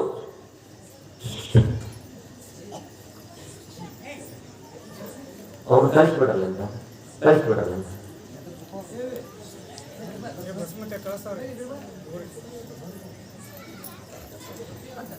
ಆ ಸಾಧು ಒಂದು ಮಗು ಆತು, ಮಲಗಿದ್ರು. ಮತ್ ಕೆಲವೊಂದು ದಿವಸ ಆಯ್ತು, ಮತ್ತೊಂದು ಮಗು ಆತು. ಇನ್ನು 2 ಮಕ್ಕಳು ಮನ್ಸು ಸಣ್ಣದ. ಆಮೇಲೆ ಇವ್ರಿಗೆ ಏನಾಯ್ತು, ಪಾಪ ಮಕ್ಕಳಿಗೆ ಸಂದರ್ಭೆ ಆಗ್ಬೋದು, ದಟ್ಟಣೆ ಆಗ್ಬಾರ್ದು, ಕೈ ಹಿಂಗ ಬಿಗು ಹಿಡ್ಕೊಂಡು ಮಲಗಿದ್, ಕಾಟ ಮಲಗಿದ್. ಮತ್ ಭಾಳ ಜನ ಬಿಗಿದು ಮಲಗಿದಾಗ ಕೈಯಲ್ಲಿ ಜುಮ್ಮು ಬರ್ತಾವ, ಇರಿ ಬಂದವಂತಾರ. ಹಂಗ ಜುಮ್ಮು ಬತ್ತು ಇವನಿಗೆ. ಇದೆಲ್ಲ ಕನಸಿನಲ್ಲೇ ಬರ್ತದಲ್ಲ. ಜುಮ್ಮು ಬಂದಾಗ ಕೈ ಇರಿವು ಬಂದಂತ ಹಿಂಗ ಒಂದ್ ಸ್ವಲ್ಪ ಜಾಡಿಸಿದ್ರು. ಆ ಕೈ ಹೋಗಿ ಎಲ್ಲಿ ಬಿತ್ತು, ಆ ಮಗನ ಮುಖದ ಮೇಲೆ ಬಿತ್ತು. ಆ ಹುಡುಗ ಟ್ಯಾ ಹಾಕೈತದ ಮಗು. ಇನ್ನು ಆ ಮಗು ಹಾಕತ್ತದ ಅಂದ್ರೆ ಯಾವ ತಾಯಿಗೆ ಸಹನೆ ಆಗ್ತದ? ತಾಯಿ ಭಾಷೆ ಬತ್ ಅಲ್ಲ. ಸಣ್ಣ ಮಗನ ಮೇಲೆ ಕೈ ಬಡದಕ್ಕೆ ಒಂದು ಹಿಂಗ್ ರುಚಿ ಕೊಟ್ಟ. ನೀವು ಎಲ್ಲಿ ಬಿದ್ದಿರ್ಬೇಕು? ಅದೇನು ಮನ್ಸಿರ್ತಲ್ಲ, ಅದ ಫಲಿತರ ಗಟಾರ ಇತ್ತು. ಹಿಂಗೇನು ಕೊಟ್ಟು ಸೀದಾ ಇವು ಗಟಾರ ಬಿದ್ದಿದ್ದ. ಬಿದ್ದು ನೋಡ್ಸಕ ಹೊಲಸ್ ನಾನಾಕೈತ ಮೈಯ. ನೋಡಿದ ಎಲ್ಲಿ ಗಂಡತಿಲ್ಲ, ಎಲ್ಲಿ ಮಕ್ಕಳಲ್ಲ. ವಿಚಾರ ಮಾಡಿದ ಇನ್ನು ಕನಿಷ್ಠ ನಾನು ಹೆಂಡತಿನ ಏಕೆ ಗಟಾರದಾಗ ಒಳಗಳು. ಇನ್ನು ಮುಂದಿನ ಮುಖ್ಯ ನಿಮಗೆಲ್ಲ ಅನುಭವ ಇರ್ಬೋದಲ್ಲ. ವಿಚಿತ್ರ. ಈ ಹೀಗೆ ಯಾಕೆ ಆಡ್ಸಕತ್ತಂದ್ರೆ ಕೇವಲ ಧ್ಯಾಯತೋ ವಿಷಯಾನುಭವ. ಅದಕ್ಕ ನಾನು ಇದನ್ನು ಯಾಕೆ ಹೇಳಿದರೆ, ಶರಣರಿಂದ ಅಕ್ಕ ಮಹಾದೇವಿಯಿಂದ ನಾವೇನು ಕಲ್ಕೋಬೇಕು. ಏನು ದರ್ಶನ ಅಂತಂದ್ರೆ ಪ್ರತಿಬಿಂಬ. ನಾವೇನು ನಮ್ಮ ಪ್ರತಿಬಿಂಬ ಕಾಣಬೇಕು, ನಾವು ಕಾಮಕ್ಕೆ ಒಳಗಾಗಬಾರ್ದು. ಚರಿತ್ರೆ ಮುಖ್ಯ ಅಲ್ಲ ನಮಗೆ, ಅವರಿಂದ ನಮಗೆ ಏನು ಮೆಸೇಜ್ ಬಂದದ, ಏನು ಸಂದೇಶ ಬಂದಿರೋದು ಬಹಳ ಮುಖ್ಯ. ಅದಕ್ಕ ಕಾಮ ಒಳ್ಳೇದಲ್ಲ. ಅನೇಕ ಜನರು ಅದರಿಂದ ನಾಶ ಆಗಿದ್ದಾರೆ. ಮತ್ತು ಅದು ನಿಯಂತ್ರಣ ಆಗ್ತದ. ಯಾವುದರಿಂದ ನಿಯಂತ್ರಣ ಆಗ್ತದೆ? ಭಗವಂತನ ನಾಮಸ್ಮರಣೆ. ಮತ್ತು 3 ಆಸನ ಬರ್ತವ. ಒಂದು ಬ್ರಹ್ಮಚರ್ಯ ಆಸನ ಅಂತ ಬರ್ತದೆ. ಈಗ ನಾವು ಮಾಡ್ತೀವಿ ಬ್ರಹ್ಮಚರ್ಯ ಆಸನ ಅಂತೇಳಿ, ಅದು ಸಂಸಾರಿಗಳು ಮಾಡಬಾರ್ದು. ಆ ಆಸನ ಹಾಕಿದ್ರೆ ನಮಗೆ ವಿಚಾರ ಬರುವುದೇನಿಲ್ಲ. 2ನೇದು ಗರುಡಾಸನ ಅಂತ ಬರ್ತದ, ಮತ್ತೊಂದು ಸಿದ್ಧಾಸನ ಅಂತ ಬರ್ತದ. ಈ 3 ಆಸನಗಳನ್ನು ಯಾರು ಮಾಡ್ತಾರಲ್ಲ ಅವರಿಗೆ ಕಾಮ ವಿಕಾರ ಬರೋದಿಲ್ಲ. ಅದರ ಜೊತೆಗೆ ಭಗವಂತನ ನಾಮಸ್ಮರಣೆ. ಮತ್ತು ಈ ಕಾಮ ವಿಕಾರ ಈತನನ್ನು ಏನು ಮಾಡ್ತದೆ, ಅಕ್ಕ ಮದುವೆ ಹಿಡ್ಕೊಂಡು ಬಿಟ್ಟ, ತಬ್ಕೊಳಕ್ ಹೊಂಟ. ಮತ್ತೆ ಇದು ಎಂಥವ್ರು ಕೂಡ ಬಿಟ್ಟಿಲ್ಲ. ಒಂದು ಸಲ ವ್ಯಾಸ ಮಹರ್ಷಿ, ಬಹುಶಃ ಮಹಾಭಾರತ ಬರೆದಂತ ವ್ಯಾಸ ಮಹರ್ಷಿ 18 ಪುರಾಣಗಳನ್ನು ಬರೆದವನು, 4 ವೇದಗಳನ್ನ ಆತ ವಿಂಗಡಣೆ ಮಾಡಿದವನು. ಅದಕ್ಕೆ ವೇದ ವ್ಯಾಸ ಅಂತ ಕರೀತಾರೆ. ವ್ಯಾಸ ಮಹರ್ಷಿ ಒಂದು ಶ್ಲೋಕ ಬರೀತಾ ಇದ್ದರು. ಏನಂತೇಳಿ, ಬಲವಾನ್ ಇಂದ್ರಿಯ ಗ್ರಾಮೋ ವಿದ್ವಾಂಸಂ ಅತಿಕರಿಷ್ಯತಿ ಅಂತ ಒಂದು ಶ್ಲೋಕ ಬರೆದಿದ್ರು. ಆ ವ್ಯಾಸ ಮಹರ್ಷಿ ಒಬ್ಬ ಶಿಷ್ಯ ಇದ್ದ, ಜೈಮಿನಿ ಅಂತ ಹೇಳಿ. ಆ ಜೈಮಿನಿ ಆ ಗುರುಗಳು ಬರೆದಂತಹ ಒಂದು ಶ್ಲೋಕ ನೋಡಿದ. ಅವ್ನಿಗೆ ಯಾಕೋ ಅನಿಸ್ತವನಿಗೆ, ಗುರುಗಳು ತಪ್ಪ ಬರ್ದ ನೋಡು. ಶಿಷ್ಯಗೆ ಒಂದು ಸ್ವಲ್ಪ ಜ್ಞಾನ ಬಂದ್ರೆ ಕೋಡ್ ಬರಕ್ಕೆ ಗುರುಲ್ಲ ತಪ್ಪ ಅನ್ನಕತ್ತವ. ಯಾರು? ಜೈಮಿನಿ. ಏನು ಬರೆದಿದ್ರು ಗುರುಗಳು? ಬಲವಾನ್ ಇಂದ್ರಿಯ ಗ್ರಾಮ. ಈ ಇಂದ್ರಿಯಗಳಲ್ಲ, ಪಂಚೇಂದ್ರಿಯಗಳಲ್ಲ, ಕಣ್ಣು ಕಿವಿ ಮೂಗು ನಾಲಿಗೆ ವಿಚಾರ ಮಾಡೋದಲ್ಲ. ಈ ಪಂಚೇಂದ್ರಿಯಗಳು ಇವು ಹೆಂಗದಾವ್ತಂದ್ರೆ ಅದಕ್ಕೆ ಉಪನಿಷತ್ತದ ಪರಾಂಚಿಖಾನಿ ಎಂಬುದು ತಸ್ಮಾತ್ ಪರಾಂಪಶತಿ ನ ಅಂತರಾತ್ಮನ್ ಕಕ್ಷೀರ ಪ್ರತ್ಯೇಗಾತ್ಮಾನ ಇಚ್ಛತ್ ಆವೃತ್ತ ಚಕ್ಷು ಅಮೃತತ್ವ ಇಚ್ಛನ. ಪರಾಂಚಿಖಾನಿ ಅಂದ್ರೆ ಈ 5 ಇಂದ್ರಿಯಗಳು ಹೊರಗದವ, ಅದಕ್ಕೆ ಹೊರಗಿನ ವಿಷಯಗಳನ್ನು ಬಯಸ್ತಿರ್ತಾವ ಅಂತ ಹೇಳಿ. ಅದಕ್ಕ ಈತ ಶ್ಲೋಕ ಬರೆದಾಗ ಜೈಮಿನಿ ವಿಷಯ ಅನ್ನಕತ್ತ ಈ ಇಂದ್ರಿಯಗಳು ಬಹಳ ಬಲಿಷ್ಠದವ, ವಿದ್ವಾಂಸರನ್ನು ಆಕರ್ಷಣೆ ಮಾಡ್ತಾವ. ಇದು ತಪ್ಪು ಅನ್ಲಕತ್ತ ಶಿಷ್ಯ ಜೈಮಿನಿ. ಇದು ಸಾಮಾನ್ಯರನ್ನು ವಶಪಡಿಸುವುದು ಇಂದ್ರಿಯಗಳು, ಆದ್ರೆ ಪಂಡಿತರಿಗೆ ಜ್ಞಾನಿಗಳಿಗೆ ಈ ಇಂದ್ರಿಯಗಳು ವಶಪಡಿಸೋದಿಲ್ಲ ಅಂದಾಗ ವ್ಯಾಸ ಮಹರ್ಷಿ ಇದನ್ನು ಚೇಂಜ್ ಮಾಡ್ಯಾರ. ಏನಂದ್ರ ಬಲವಾನ್ ಇಂದ್ರಿಯ ಗ್ರಾಮೋ ವಿದ್ವಾಂಸಂ ಅತಿಕರಿಸಿದಲ್ಲ, ಅಲ್ಲಿ ಒಂದು ನ ಸೇರಿಸಿದ್ರು. ಬಲವಾನ್ ಇಂದ್ರಿಯ ಗ್ರಾಮೋ ವಿದ್ವಾಂಸಂ ಅತಿ ನ ಕರಿಷ್ಯತಿ ಅಂದ್ರೆ ಅವ್ರನ್ನ ಆಕರ್ಷಣೆ ಮಾಡೋದಿಲ್ಲ, ಹಿಂಗ ಮಾಡುತ್ತಂದಾಗ ವ್ಯಾಸ ಮಹರ್ಷಿ ಅಂದ್ರು, ಹೌದು ಮತ್ತೆ ನೀ ಬುದ್ಧಿವಂತಿಲಿ, ನಿನಗೆ ಆಕರ್ಷಣೆ ಮಾಡಂಗಿಲ್ಲ. ನನಗೇನು ಮಾಡಂಗಿಲ್ಲ, ನಾ ಪಂಡಿತನಂದ ವಿದ್ವಾಂಸನಂದ ಇರ್ಲಂದ. ಯಾರು? ವ್ಯಾಸ ಮಹರ್ಷಿ. ಆಮೇಲೆ ಚೇಂಜ್ ಮಾಡ್ತೀನಿ, ಒಂದು ಸ್ವಲ್ಪ ಈಡ ತಂದರು. ಕೆಲವು ದಿನ ಕಳೆದು ಮಳೆಗಾಲ ಶುರುವಾಗಿತ್ತು. ಮಳೆಗಾಲ ಇವ್ರಿಗೇನಿಸ್ತು, ನಾನು ಕಾಮಕ್ಕೆ ಒಳಗಾಗುವುದಿಲ್ಲ, ನಾನು ಇಂದ್ರಿಯಕ್ಕೆ ಬಲಿ ಆಗುವುದಿಲ್ಲ, ಯಾಕಂದ್ರೆ ನಾನು ವಿದ್ವಾಂಸ, ನನ್ನ ಪಂಡಿತ ಅದನ್ನು ತಿಳ್ಕೊಂಡಿದ್ದ. ಯಾರು? ಜೈಮಿನಿ ಋಷಿ ಶಿಷ್ಯ. ಗುರು ತೋರಿಸ್ಬೇಕಂದಿವ್ ನೀವು ಇಂದ್ರಿಯಗಳ ಶಕ್ತಿ ಹೆಂಗದಾವ ಅಂತೇಳಿ. ಒಂದು ಸಲ ಮಳೆಗಾಲ ಇತ್ತು, ಮಳೆ ಬೀಳ್ತಾ ಇತ್ತು. ಈತ ಪರ್ಣ ಕುಟೀರದಲ್ಲಿ ತನ್ನ ಒಂದು ಗುಡಿಸ್ಥಳದಲ್ಲಿ ವೇದ ಅಧ್ಯಯನಗಳನ್ನು ಮಾಡುತ್ತಾ ಓದುತ್ತಾ ಕೂತಿದ್ದ ಜೈಮಿನಿ, ತರುಣ ಜೈಮಿನಿ. ಅಷ್ಟರಲ್ಲಿ ಏನಾಗ್ತದಂದ್ರೆ ಮಳೆ ಬರ್ತಿತ್ತು. ಆ ಮಳೆಯಲ್ಲಿ ಒಬ್ಬಳ ಗೆಜ್ಜೆಯ ಶಬ್ದ ಕೇಳಿಬರ್ತಾವ, ಕಾಲಿನ ಗೆಜ್ಜೆ, ಒಂದು ಅರಣ್ಯದಲ್ಲಿ. ಆವಾಗ ಒಬ್ಬ ಮಹಿಳೆ, ಅತ್ಯಂತ ಸುಂದರಿಯಾದಂತ ಮಹಿಳೆ, ಆ ಮಳೆಯಲ್ಲಿ ನೆನೆಯುತ್ತಾ ನಡುಗುತ್ತಾ ಅಲ್ಲಿ ಅವನ ಮುಂದೆ ಅಲ್ಲಿ ವರ್ಣಪುತ್ರ ಮುಂದೆ ನಿಂತಾಳ. ಮತ್ತೆ ಹೇಳ್ತಾಳ, ನಾನು ರಮ್ಯ ಊರು ಮೇನಿಕೆ ಮೇಲಿಂದ ಬಂದವರು, ಮತ್ತ ನಮ್ಮ ಎಲ್ಲ ಸಂಗಡಿಗರೆಲ್ಲ ಹೋಗ್ಯಾರ, ನನ್ನ ದಾರಿ ತಪ್ಪಿದೆ, ಅದಕ್ಕೆ ನನ್ನ ದಾರಿ ಗೊತ್ತಾಗ್ತಾ ಇಲ್ಲ. ಮತ್ತು ಒಂದು ದಿನ ನಾನು ನಿಮಗೆ ಗುಡಿಸ್ತಲ್ಲಿ ವಾಸ್ತವ್ಯ ಮಾಡ್ತೀನಿ ಅಂದ್ರು. ಇವು ಮೊದಲೇನಂದ, ಹೇ ಇಲ್ಲ, ನಾನು ಯಾರಿಗ, ನಾ ಬ್ರಹ್ಮಚಾರಿ, ನಾ ಕೈ ಕೊಡಲ್ಲ ಅಂದ. ಅವಳು ಹಾಗೇ ನಿಂತಾಗ ತಕ್ಷಣ ಒಂದು ಸ್ವಲ್ಪ ಮುಖ ನೋಡಿದ. ಏನ ಸೌಂದರ್ಯ ನೋಡಿದಲ್ಲ ಅನ್ಲಕತ್ತ, ಪಾಪ ಇಂಥ ಮೃದು ಅದಲ್ಲ, ಕೋಮಲ ಅಂಜಿ ಅದಲ್ಲ, ಮತ್ತು ಒಂದು ಮೂಲ್ಯಾಗ ನಿಂತರೆ ನಿಲ್ಲುವಳಕಂತೇಳಿ ಅಲ್ಲಿ ಒಂದು ಏನು ಪರ್ದೆ ಕಟ್ಟಿದ, ಮತ್ತು ನೀ ಇಲ್ಲಿ ಇರೋ ತಂದ. ಅವಳು ನಿಂತು ಆಮೇಲೆ ರಾತ್ರಿ ನಿಂತ ಯಾರು ಇರ್ಬೋದು, ಈ ಸಮಯಕ್ಕೆ ಯಾಕೆ ಬಂದರು ಎಲ್ಲ ವಿಚಾರ ಮಾಡಬೇಕು. ಕೊನೆಗೆ ಹೋಗಿ ಕೇಳಿದ, ಮತ್ತು ಈ ಸಮಯಕ್ಕೆ ಯಾಕೆ ಬಂದಿ ಅಂತ ಹೇಳಿದಾಗ, ಇಲ್ಲ ಮತ್ತೆ ಹಿಂಗೇನು ದಾರಿ ತಪ್ಪಿತು. ಕೊನೆಗೀತ ಇಷ್ಟು ಸುಂದರಿ ನೀವು ಅರಣ್ಯದಾಗ ಯಾಕೆ ಬಂದ್ರಿ, ನೀವು ಬರಬಾರ್ದಿತ್ತು ಅಂದ್ರೆ ಅವಳು ಸ್ವಲ್ಪ ಮೃದು ಮಾತಾಡಿದಾಗ ಇವು ಕೋಟಿ ಸೋತ್ ಅನ್ಲಕತ್ತ.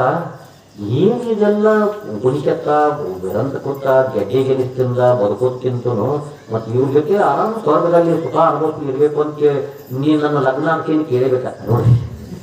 ಯಾರು? ಜೈಮಿನಿ ಋಷಿ ಲಗ್ನ ಅಂತೇನು ಕೇಳಿದ. ಅವಳು ಅಂದ್ರು, ನಾನು ಲಗ್ನ ಆಗತೀನಿ, ಆದ್ರೆ ನಮ್ಮಲ್ಲಿ ಒಂದು ಪದ್ಧತಿ ಇದೆ ಅಂದ್ರು. ಏನಂತಂದ್ರೆ ಆ ವಧುವನ್ನ ಹೆಗಲಿನಾಗ ಎತ್ಕೊಳ್ಬೇಕು, ಹೆಗಲಿನಾಗ ತಗೋಬೇಕು, ಮತ್ತು ಆ ಗುಡಿಸಲದ ಒಂದು 5 ಸುತ್ತ ಹಾಕಬೇಕತ್ತ. ಇವು ಅನಕತ್ತ, ನೀ ಲಗ್ನಕ್ಕೆ 5 ಯಾಕೆ 50 ಹಾಕ್ತೇನಂತ ಹೆಗಲಿನಾಗ ಇಟ್ಕೊಂಡ. ನೋಡ್ರಿ, ಮಳಿ ಬೀಳಾಕತ್ತದ, ಗುರುಗ್ ಬರ್ಲಾಕತ್ತದ, ರಾತ್ರಿ ಮಳೆಯಾಗ ತಿರುಗಾಕತ್ತದ. 1 ಸುತ್ತ ಹಾಕು, 2 ಸುತ್ತ ಹಾಕು, 3 ಸುತ್ತ ಹಾಕು, ಹೆಂಗ ಸುತ್ತು ಮುಗಿಲಾಕತ್ತು ಹಂಗಂಗ ಭಾರ ಹೆಚ್ಚಾಕೋತ್ ಬರ್ಲಾಕಾಯ್ತು. 5ನೇ ಸುತ್ತು ಉಳಿತು.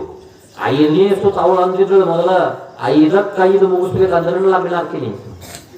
ಇವ್ ಹೆಜ್ಜೆ ಇಡಾಕ ಬರ್ಬಾರ್ದು, ಇಷ್ಟು ಭಾರ. ಇನ್ನು ಮತ್ತೆ 4 ಹೆಜ್ಜೆ ಓದಿತ್ತು, ಇನ್ನು ಅಷ್ಟು ತಕ್ಕ ಮತ್ತೆ ಲಗ್ನ ಆಗತ್ತೆ. ಹಂಗ ಕಷ್ಟಪಟ್ಟು ತೇಗೋತ್ ಹಾಕಲಾಕತ್ತಿದ್ದ. ಅವು ವಿಚಾರ ಮಾಡಿ ಎಷ್ಟು ಮೃದು ಇದ್ರು, ಎಷ್ಟು ಕೋಮಲಾಗಿದ್ರು, ಇಷ್ಟು ಹೇಗೆ ಭಾರ ಆದಳು ಅಂತೇಳಿ ಸ್ವಲ್ಪ ಹೀಗೆ ಮ್ಯಾಗ ನೋಡುವಷ್ಟರಲ್ಲಿ ಅವಳು ಯಾರು ಹೆಣ್ಮಕ್ಳು ಇದ್ದಿಲ್ಲ. ಯಾಕೆ ಮನಸ್ಸಿನ ಇಷ್ಟೊಂದು ಗಾಡಿ ಬಂದಿದ್ರು, ಅದನ್ನ ಮ್ಯಾಕ್ ಕೊಟ್ಟ ಏನು ಬರ್ಲಿಕ್ಕೆ ಅಂದ್ರೆ ವ್ಯಾಸ ಮಹರ್ಷಿಗೆ ಮಹಿಳೆಯಾಗಿ ಆ ರೀತಿ ಬಂದಿದ್ದ ಮಹರ್ಷಿ. ಮ್ಯಾಗ ಕೊಟ್ಟ ಪ್ರಶ್ನೆ ಕೇಳಿದ, ಬಲವಾನ್ ಇಂದ್ರಿಯ ಗ್ರಾಮೋ ವಿದ್ವಾಂಸಂ ಅಪಿಕರ್ಷಿತಿ ಬರ್ಲಿಯೋ ಏನ್ ಅಪಿಕರ್ಷಿತಿ ಬರ್ಲಿ ಅಂತ ಕೇಳಿದ. ಅವಾಗ ತಪ್ಪಾತು ಗುರುಗಳೇ, ನೀವು ಬರ್ದ ಸರಿ ಐತೆ ತಂದಾಗ ಹೇಳುವಂತ ಉದ್ದೇಶ, ಅಂತಹ ತಪಸ್ವಿಗಳನ್ನು ಕೂಡ ವಿಶ್ವಾಮಿತ್ರ ಉದಾಹರಣೆಗಳು ಕೂಡ ನಾವು ನೋಡ್ತಾ ಇದ್ದೇವೆ. ಅದಕ್ಕೆ ತಪ್ಪಾಗ್ತದ. ಅವರೆಲ್ಲ ಯಾಕೆ ತಪ್ಪು ಮಾಡಿದ್ರು ಅಂತಂದ್ರೆ ಅಹಂಕಾರ, ಅದಕ್ಕೆ ಕಾಮಕ್ಕೂ ಒಳಗಾಗಬಾರ್ದು. ಅದಕ್ಕೋಸ್ಕರ ಕೊನೆಗೆ ಈತ ಕಾಮಕ್ಕೂ ಒಳಗಾದ. ನಾನು ಇದನ್ನು ಯಾಕೆ ಹೇಳಿ 2 ದೃಷ್ಟಾಂತಗಳನ್ನಂತಂದ್ರೆ, ನಮ್ಮ ಬದುಕಿನಲ್ಲಿ ಕೂಡ ಕೆಲವು ಸಂದರ್ಭ ಮನಸ್ಸು ಚಂಚಲ ಆಗ್ತದ. ಚಂಚಲ ಆಗಿಕೊಡಬಾರದು. ಯಾಕಂದ್ರೆ ಇವು ದೊಡ್ಡ ಅಧ್ಯಾತ್ಮಕ್ಕೆ ದೊಡ್ಡ ಹಾನಿ. ಇವು ಯಾರು ಕಾಮನನ್ನು ಗೆದ್ದರಲ್ಲ ಅವರು ಎಲ್ಲವನ್ನು ಗೆದ್ದಂತೆ. ಆಗ ಈಗ ಕೌಶಿಕ ರಾಜ ಏನ್ ಮಾಡ್ತಾ ಇದ್ದಾನೆ, ಆ ಕಾಮಕ್ಕೆ ಒಳಗಾಗಿ ಆತ ಹೊಕ್ಕೊಳ್ಳಕ್ ಬರ್ತಾ ಇದ್ದಾನೆ. ಅಕ್ಕ ಮಹಾದೇವಿ ಅಂತ ಇದ್ದಾರೆ, ನೀನು ಮೊದಲನೇ ನಿಯಮ ಕೂಡ ತಪ್ಪಿದ್ದೆ, ಶರಣರಿಗೆ ಅವಕಾಶ ಕೊಡಲಿಲ್ಲ, ಪೂಜೆಗೆ ವ್ಯವಸ್ಥೆ ಮಾಡಿ 2 ತಪ್ಪಿ ಆದ್ರೂ ಕೂಡ ನಾನು ಸಹಿಸಿಕೊಂಡಿದ್ದೆ. ಆದ್ರೆ ಯಾವಾಗ ನನ್ನನ್ನು ನೀ ಮುಟ್ಲಿಕ್ಕೆ ಬಂದಲ್ಲ, ಇನ್ನ ನಾನು ನಿನ್ನವಳಲ್ಲ ಅಂತ ಅವಾಗ ಆತ ಬಲವಂತ ಪಡಿಸ್ತಾ ಇದ್ದಾನೆ. ನೀ ಹೊತ್ತಂತ ಸೀರೆ ನಿನ್ನ ರಾಜ್ಯ ನನಗೆ ಬೇಡ, ನಾನು ಹೋಗ್ತೀನಿ ತಂದ ಅಂದಳು. ನೀ ರಾಜ್ಯ ಅಷ್ಟಲ್ಲ, ಮತ್ತು ನೀನು ಹಾಕಿ ಕೊಟ್ಟಂತ ಆಭರಣಗಳು ಇವೆಲ್ಲ ನಂದೋದಂತ ಅದನ್ನು ಬಿಚ್ಚಿಕೊಟ್ಟಳು.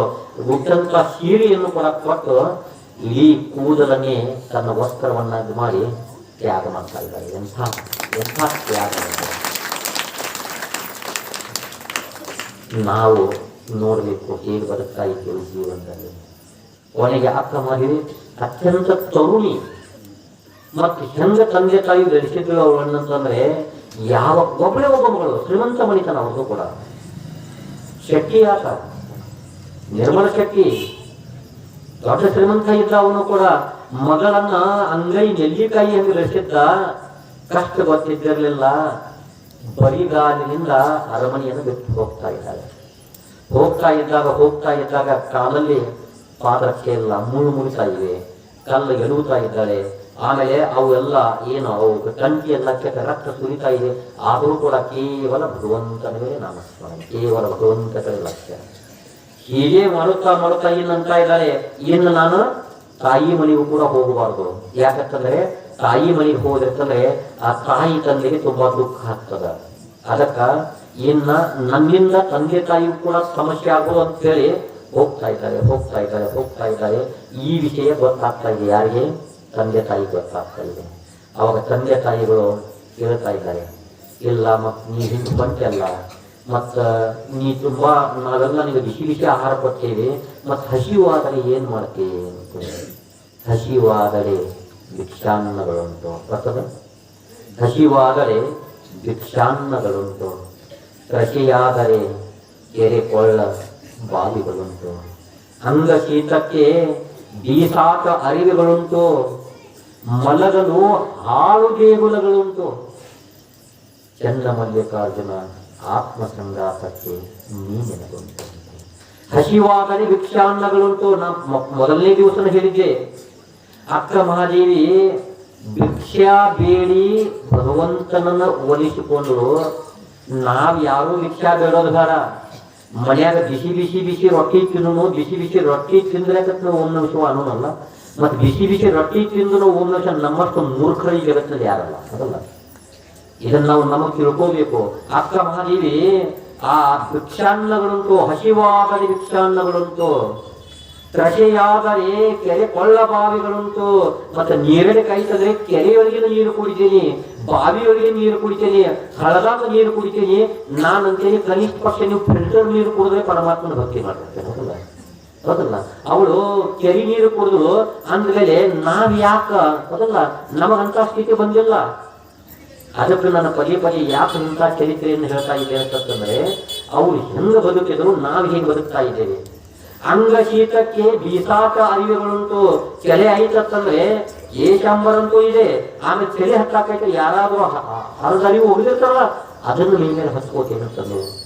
ನೀವೆಲ್ಲ 10,000, 5,000, 2,000, 3,000, 400, 500 ರೂಪಾಯಿದು ಸೀರೆ ಬಟ್ಟೆಗಳದಾವ ನಮ್ಮ ಮೇಲೆ. ಮತ್ತು ನಾವೇನು ಅಂತ ಚಿಂದಿ ಬಟ್ಟೆ ಹುಟ್ಟಿಲ್ಲ.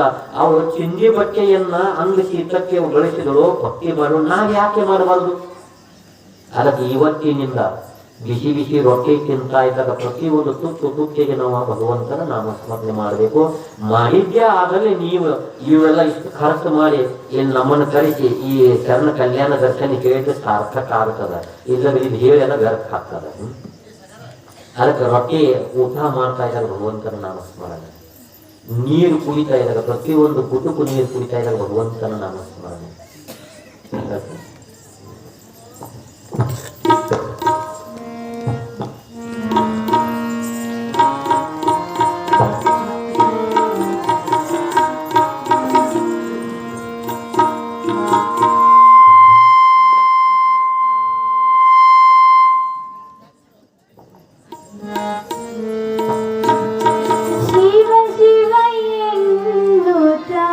ಕಾಲವ ಕರೆಯುತ್ತ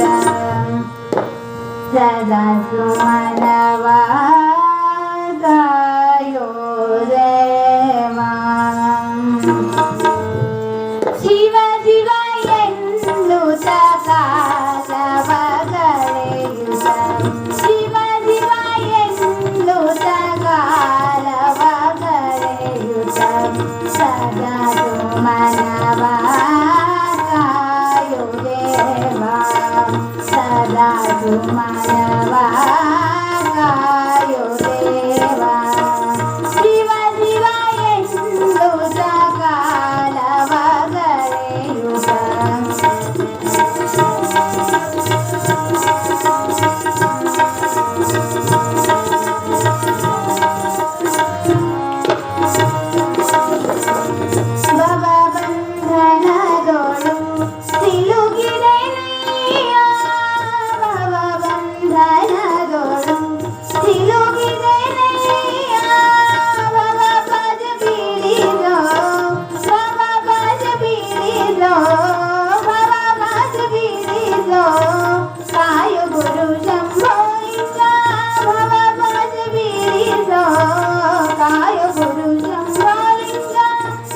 ಶಿವ ಎಂದು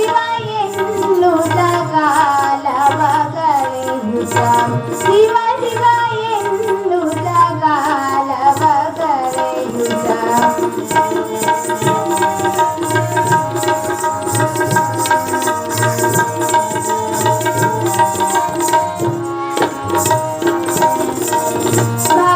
ಭವಬಂಧನದೊಳು ಸಿಲುಕಿದೆನೆಯ ಭವಬಂಧನದೊಳು ಸಿಲುಕಿದೆನೆಯ ಭವಪಾಶ ಬೀಳಿಸೋ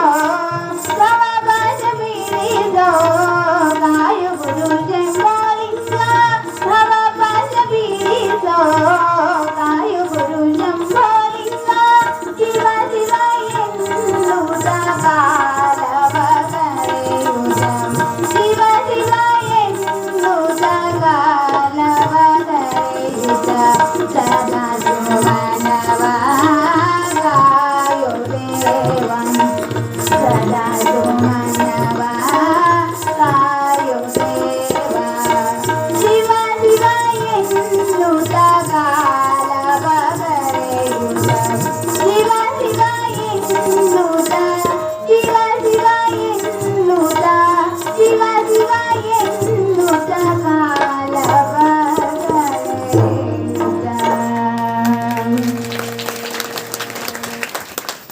ಶಿವ ಶಿವ ಎನ್ನುತ್ತ ಕಾಲವ ಕಳೆಯುತ್ತ ಕಲಿಯುಗದಲ್ಲಿ ನಮಗೆ ಅತ್ಯಂತ ಸುಲಭವಾದಂತಹ ಭಕ್ತಿಯ ಮಾರ್ಗವನ್ನ ತೋರಿಸಿದ್ದಾರೆ. ನಾವು ಎಲ್ಲಿ ಹಿಮಾಲಯಕ್ಕೂ ಹೋಗೋ ಅವಕಾಶ ಇಲ್ಲ. ಪ್ರಪಂಚದಲ್ಲಿ ಇದ್ದೇನ, ಸಂಸಾರದಲ್ಲಿ ಇದ್ದೇನ, ನಾವು ಕೂಡ ಭಗವಂತನಂತೆ ಬರಲಿಕ್ಕೆ ಸಾಧ್ಯ ಇದೆ. ಯಾಕಂತಂದ್ರೆ ಈಗಾಗಲೇ ತಮಗೆಲ್ಲ ಗೊತ್ತಿರಬಹುದು, ಯಾವ ಶರಣರು ಕೂಡ ತ್ಯಾಗ ಮಾಡಿ ಹೋಗಿಲ್ಲ. ಪ್ರಪಂಚವನ್ನು ಮಾಡುತ್ತಲೇ ಪರಮಾರ್ಥವನ್ನು ಸಾಧಿಸಿಕೊಂಡಿದ್ದಾರೆ. ನಾ ಮೊದಲೇ ಹೇಳಿದ್ದೆ, ಬಸವಣ್ಣನಿಗೆ ಇಬ್ಬರು ಹೆಂಡತಿಯರು ಅಲ್ಲ ಹೇಳಿದಲ್ಲ, ಬಸವಣ್ಣನಿಗೆ ಇಬ್ಬರು ಹೆಂಡತಿಯರು, ಇಬ್ಬರ ಹೆಂಡತಿಯರಿದ್ದರೂ ಕೂಡ ಶರಣನಾಗ. ಒಬ್ಬರಿದ್ದವ್ರು ಯಾಕಾಗಬಾರ್ದು? ಇಬ್ಬರಿದ್ದು ಅವ್ರು ಶರಣಾದ, ಒಬ್ಬರಿದ್ದವ್ರು ಯಾಕಾಗಬಾರ್ದು? ಆ ಒಬ್ಬರಿದ್ದವ್ರು ಆಗಿಲ್ಲ ಅಂದ್ರೆ ಅವ್ರ ತಪ್ಪು. ನಮ್ಮಂತ ಒಬ್ರು ಇಲ್ಲ, ನಾವು ಆಗಿಲ್ಲ, ನಮ್ದನ್ನ ಹಾಕಪ್ಪು. ನಾನು ಒಪ್ಕೊತೀನಿ. ಯಾಕಂತಂದ್ರೆ ನಾವು ಎಲ್ಲಿ ಎಳುತ್ತಾ ಇದ್ದೀವಿ, ಕೇವಲ ಬಸವಣ್ಣರ ಹಂಗಿದ್ರೆ ನಾವು ಹಿಂಗಿದ್ದೀವಿ ನೋಡ್ಕೋಬೇಕಾಗ್ತದ. ನಾವು ತಪ್ತಾ ಇದ್ದೀವಲ್ಲ, ನಾವು ಆಗಲಿಕ್ಕೆ ಪ್ರಯತ್ನ ಅಸಾಧ್ಯ ಇಲ್ಲ. ಇವತ್ತಿನಿಂದ ನಾವು ಪ್ರಯತ್ನ ಮಾಡಿ ಇವತ್ತಿಗೂ ಸಾಧ್ಯ ಅದ. ಅದಕ್ಕೋಸ್ಕರ ಪ್ರಪಂಚ ಅಡ್ಡಿ ಬರೋದಿಲ್ಲ. ಅದಕ್ಕೆ ಪ್ರಪಂಚ ಅಸೋಣಿ ಸಂಸಾರಿ ಜೀವೇ ವೇಗು ಕರ. ಜ್ಞಾನೇಶ್ವರ ಮಹಾರಾಜರು ಮರಾಠಿಯಲ್ಲಿ ಹರಿಪಾಠ ಅಂತ ಬರೆದಾರ. ಅದರಲ್ಲಿ ಹೇಳ್ತಾರೆ, ಅಸೋಣಿ ಸಂಸಾರಿ, ನೀವು ಸಂಸಾರದಾಗ ಇರ್ರಿ ಅಂದ್ರೆ, ನಸೋಣಿ ಅಲ್ಲ, ಇರಬಾರ್ದು ಹಿಂಗೆಲ್ಲ. ಸಂಸಾರದಾಗ ಇದ್ದನ ಭಗವಂತನ ನಾಮಸ್ಮರಣೆ ಮಾಡಿ. ಅನೇಕ ಸಂತರು ಶರಣರು ಪ್ರಪಂಚ ತ್ಯಾಗ ಮಾಡಿಲ್ಲ. ಧನ್ಯೋ ಗೃಹಸ್ಥ ಜೀವನ ಅಂತ ಹೇಳ್ತಾ ಇದ್ದಾರೆ. ಗೃಹಸ್ಥ ಜೀವನ ಧನ್ಯ ಅಲ್ಲ. ಆ ಗೃಹಸ್ಥ ಜೀವನದಲ್ಲಿ ಇದ್ದೇನೆ ನಾವು ಭಗವಂತನ ನಾಮಸ್ಮರಣೆ ಮಾಡಬೇಕಾಗ್ತದ. ಮತ್ತೆ ಯಾರು ಭಗವಂತನ ನಾಮಸ್ಮರಣೆ ಮಾಡ್ತಾರಲ್ಲ ಅವರಿಗೆ ಕಾಮ ವಿಕಾರ ಬರುವುದಿಲ್ಲ. ಆಗ ಕೇವಲ ಮ್ಯಾಗಿನ ತೋಳಿಗೆಗೆ ನಾಮಸ್ಮರಣೆ ಅಲ್ಲ, ಅಂತಃಕರಣ ಪರಿಶುದ್ಧವಾಗಿ ಯಾರು ಮಾಡ್ತಾರಲ್ಲ. ಇಂಥ ರಾಜರು ಕೂಡ ಹಾಳಾಗಿ ಹೋಗ್ಯಾರ ಈ ಕಾಮಕ್ಕೆ ಒಳಗಾಗಿ. ಕೌಶಿಕ ಪಶ್ಚಾತ್ತಾಪ ಪಡ್ತಾ ಇದ್ದಾನೆ, ತಪ್ಪಾಗಿದೆ, ಮತ್ತೆ ನಾ ಕ್ಷಮೆ ಕೇಳ್ತೀನಿ, ನೀ ತಿರುಗಿ ಬಾ ಅಂತಂದ್ರು ಅರ್ಥ ಮಾಡಿ ಹೋಗೋದಿಲ್ಲ. ಯಾಕಂದ್ರೆ ಕಾಮದ ಕುರಿತು ಹೇಳ್ಬೇಕು ಎಂಥ ವಿಚಿತ್ರ ಅಂತಂದ್ರೆ, ಎಂಥ ರಾಜ ರಾವಣ ಹೋದ. ರಾವಣದ ಏನು ಕೇವಲ ಸೀತೆಯಲ್ಲಿ ಆಸೆ ಪಟ್ಟ ಆರ್ಥ ಸರ್ವನಾಶ ಆದ. ಭರ್ತೃಹರಿ ಅಂತೇಳಿ ಒಬ್ಬ ದೊಡ್ಡ ರಾಜ, ಉಜ್ಜಯಿನಿಯ ರಾಜ. ಬಹುಶಃ ಮೊದಲು ಚಂದಮಾಮ ಅಂತ ಒಂದು ಪತ್ರಿಕೆ ಬರ್ತಿತ್ತು, ಒಂದು ಚಂದಮಾಮನ ಸಣ್ಣಗತ್ತ ಬರ್ತಿತ್ತು, ಸಣ್ಣ ಸಣ್ಣ ಕಥೆಗಳು ಬರ್ತಿತ್ತು. ಅದರಲ್ಲಿ ವಿಕ್ರಮಾದಿತ್ಯ ಮತ್ತು ಬೇತಾಳನ ಕಥೆ ಬರ್ತಿತ್ತು. ಆ ವಿಕ್ರಮಾದಿತ್ಯನ ಸಹೋದರ ಭರ್ತೃಹರಿ ಅಂತ ರಾಜ ಇದ್ದ. ಆ ರಾಜನಿಗೆ ಒಬ್ಬಳು ಹೆಂಡತಿ, ಒಬ್ಬ ಪ್ರಿಯತನೆ, ಅವಳ ಹೆಸರು ಪಿಂಗಲ ಅಂತೇಳಿ. ಅವಳನ್ನು ಇಷ್ಟ ಪ್ರೀತಿ ಮಾಡ್ತಿದ್ದ, ಆ ಹೆಂಡತಿಯನ್ನು ಇಷ್ಟ ಪ್ರೀತಿ ಮಾಡ್ತಿದ್ದಲ್ಲ, ಕೊನೆಗೆ ಅವನ ಪ್ರೀತಿಗೆ ಅವಳು ಯೋಗ್ಯಿದ್ದಿರಲಿಲ್ಲ. ಆ ಭರ್ತೃಹರಿ ಪಿಂಗಳೆಯನ್ನು ತುಂಬಾ ಪ್ರೀತಿಸ್ತಾ ಇದ್ದ, ಆದ್ರೆ ಪಿಂಗಳೆ ಆ ಭರ್ತೃಹರಿ ಮೇಲೆ ಪ್ರೀತಿದಿರಲಿಲ್ಲ. ಯಾವ ರೀತಿಯಾಗಿ ಜನನ ಯಶೋಧರ ಚರಿತ್ರೆಯಲ್ಲಿ ಬರ್ತದ, ಅಮೃತಮತಿ ಮತ್ತು ಜನನ ಉಲ್ಲೇಖ ಬರ್ತಾ ಇದೆ. ನೀವು ಕನ್ನಡ ಸಾಹಿತ್ಯ ಓದಿದ್ರೆ ನಿಮ್ಗೆ ಗೊತ್ತಾಗ್ತದ. ಆ ಅಭಯ ರುಚಿ, ಅಭಯಮತಿ ಮತ್ತು ಜನನ ಆ ಚರಿತ್ರೆಯಲ್ಲಿ ಬರ್ತದೆ, ಯಶೋಧರ ರಾಜನ ಚರಿತ್ರೆಯಲ್ಲಿ ಬರ್ತದೆ. ಅದೇ ರೀತಿ ಇಲ್ಲಿಯೂ ಕೂಡ ಭರ್ತೃಹರಿ ಆ ರಾಣಿ ನೋಡ್ರಿ ತುಂಬಾ ಈಗ ಪ್ರೀತಿ ಮಾಡ್ತಾ ಇದ್ದ, ಅವ್ರು ಪ್ರೀತಿ ಮಾಡ್ತಾ ಇದ್ರಲ್ಲ. ಆದ್ರೆ ಭರ್ತೃಹರಿ ಒಬ್ಬ ಗುರು ಗೊತ್ತಾತು, ಇದು ಹೀಗೆ ಪ್ರಪಂಚದಲ್ಲಿ ಮುಳುಗಿ ಬಿಟ್ಟಾನ, ಒಳ್ಳೆ ಇವನು ಯೋಗ್ಯ ಅದಾನ, ಮತ್ತೆ ಇವನ ಪ್ರಪಂಚದಿಂದ ಹೊರಗೆ ತರಬೇಕಂತ ಒಂದು ಹಣ್ಣು ಕೊಟ್ಟ. ಯಾರಿಗೆ? ಭರ್ತೃಹರಿಗೆ ಒಂದು ಹಣ್ಣು ಕೊಟ್ಟ. ಆ ಹಣ್ಣನ್ನು ನೀನು ತಿನ್ನು, ಆ ಹಣ್ಣನ್ನು ನೀನು ತಿಂದೆ ಅಂದ್ರೆ ನೀನು ಅಮರ ಆಗ್ತೀಯ ಅಂತ ನೋಡಿ, ನಿನಗೆ ಮೂಪು ಬರೋದಿಲ್ಲ ಅಂತ ಹೇಳ್ತಾ ಇದ್ದಾನೆ.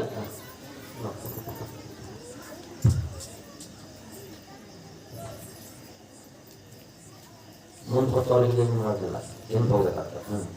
ಇಲ್ಲಿ ಆ ಭರ್ತೃಹರಿ ಏನ್ ಮಾಡ್ತಾ ಇದ್ದಾರೆ ಅಂತಂದ್ರೆ, ಆ ಭರ್ತೃಹರಿಗೆ ಗುರು ಒಂದು ಹಣ್ಣು ಕೊಟ್ಟಿರ್ತಾನೆ.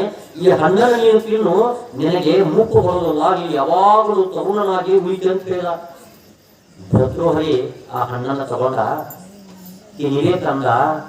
ಆದ್ರೆ ತನ್ನ ಆ ಪಿಂಗಳೆಯನ್ನು ತುಂಬಾ ಪ್ರೀತಿಸ್ತಾ ಇದ್ದ, ಹೃದಯದಿಂದ ಆತ ಭಾವನಾತ್ಮಕವಾಗಿ ಪ್ರೀತಿ ಮಾಡ್ತಾ ಇದ್ದ, ಜೀವಕ್ಕಿಂತ ಹೆಚ್ಚು ಪ್ರೀತಿ ಮಾಡ್ತಿದ್ದ. ಭರ್ತೃಹರಿ ಅಂತ ಈ ಹಣ್ಣು ತಿಂದ ನಾನು ಅಮರ ಏನ್ ಮಾಡುದ, ಮತ್ತ ನನ್ನ ಹೆಂಡತಿ ಅವಳು ಮುದುಕಿ ಆದ್ರೆ ನನಗೆ ನೋಡಕ್ ಆಗೋದಿಲ್ಲ, ಅದಕ್ಕೆ ನಾನು ಮುದುಕಾದ್ರೆ ಆಗಲಿ, ಆದ್ರೆ ಅವಳು ಯಾವಾಗಲೂ ಹಂಗ ಉಳಿದಂತೇಳಿ ಆ ಹಣ್ಣನ್ನು ಯಾರಿಗೆ ಕೊಟ್ಟ? ಹೆಂಡತಿಗೆ ಕೊಟ್ಟ. ಅವಳು ಆ ಹಣ್ಣನ್ನು ತೆಗೆದುಕೊಂಡು ಆ ಹಣ್ಣನ್ನ ಅವಳು ತಿನ್ಬೇಕಂದ್ರು, ಆದ್ರೆ ಅವಳಿಗೆ ಎಂತ ವಿಚಿತ್ರ ಅಂತಂದ್ರೆ, ಅವಳು ಆ ಆಸ್ಥಾನದಲ್ಲಿದ್ದಂತ ಕುದುರೆಯ ಸೇವೆ ಮಾಡುವಂತ ಸೇವಕನ ಪ್ರೀತಿಸ್ತಾ ಇದ್ದಳು. ಎಂತ ಅವಳು ವಿಚಾರ ಮಾಡ್ತಾ ಇದ್ದಾಳೆ, ನಾನು ಈ ಹಣ್ಣದಿಂದ ಏನು ಮಾಡಿ ನಾನು ಪ್ರೀತಿಸ್ತಾ ಇರುವಂತ ಆ ಅಶ್ವಪಾಲಕ ಅವಳಿಗೆ ಕೊಡಂತ ಆ ಹಣ್ಣನ್ನು ಅವಳಿಗೆ ಕೊಟ್ಟ. ಅವನು ಆ ಹಣ್ಣನ್ನು ತಗೊಂಡ. ಅವನು ನಿಜವಾಗಿ ರಾಣಿಯನ್ನು ಪ್ರೀತಿಸ್ತಾ ಇರಲಿಲ್ಲ, ಯಾಕಂದ್ರೆ ಅವನು ಬಲವಂತದಿಂದ ಪ್ರೀತಿ ಮಾಡ್ತಿದ್ದ. ಒಂದು ವೇಳೆ ಪ್ರೀತಿ ತಿರಸ್ಕರಿಸಿದ್ರೆ ನೌಕರಿ ತೆಗೆಯಬಹುದು ಅಂತ ಅವನು ಪ್ರೀತಿ ಮಾಡ್ತಾ ಇದ್ದ. ಅವನು ಆ ಕುದುರೆಯ ಸೇವಕ ಆ ಅರಮನೆಯಲ್ಲಿ ಭಣಿ ತೊಳಿತಾ ಇದ್ದ ಒಬ್ಬ ದಾಸಿ ಮೇಲೆ ಪ್ರೀತಿ ಇತ್ತು ನೋಡ. ಯಾಕಂದ್ರೆ ದಾಸನ ವೈಚಾರಿಕ ಮಠ ಎಷ್ಟು, ಆತನ ವೈಚಾರಿಕ ಮಠ. ಅದಕ್ಕೆ ಆತ ಏನ್ ಮಾಡ್ತಾ ಇದ್ದಾನೆ, ಅಶ್ವಪಾಲ ಆ ಕುದುರೆಯ ಆ ಮನುಷ್ಯ ಆ ದಾಸಿಗೆ ಆ ಹಣ್ಣನ್ನು ಕೊಡ್ತಾ ಇದ್ದಾನೆ. ಆ ದಾಸಿ ಹೇಳ್ತಾ ಇದ್ದ, ಈ ಹಣ್ಣನ್ನು ನೀ ತಿನ್ನು, ನೀನು ಅಮರ ಆಗ್ತಿ, ನಿನಗೆ ವಯಸ್ಸಾಗೋದಿಲ್ಲ ತಿನ್ನು ತಂದಾಗ ಅವಳು ವಿಚಾರ ಮಾಡ್ತಾ ಇದ್ದಾಳೆ, ಮತ್ತೆ ಈ ಹಣ್ಣನ್ನು ತಿಂದ ಮತ್ತು ಸೂರ್ಯಚಂದ್ರ ಭಣಿಕೋದ ಪುಣ್ಯ ನನಗೆ.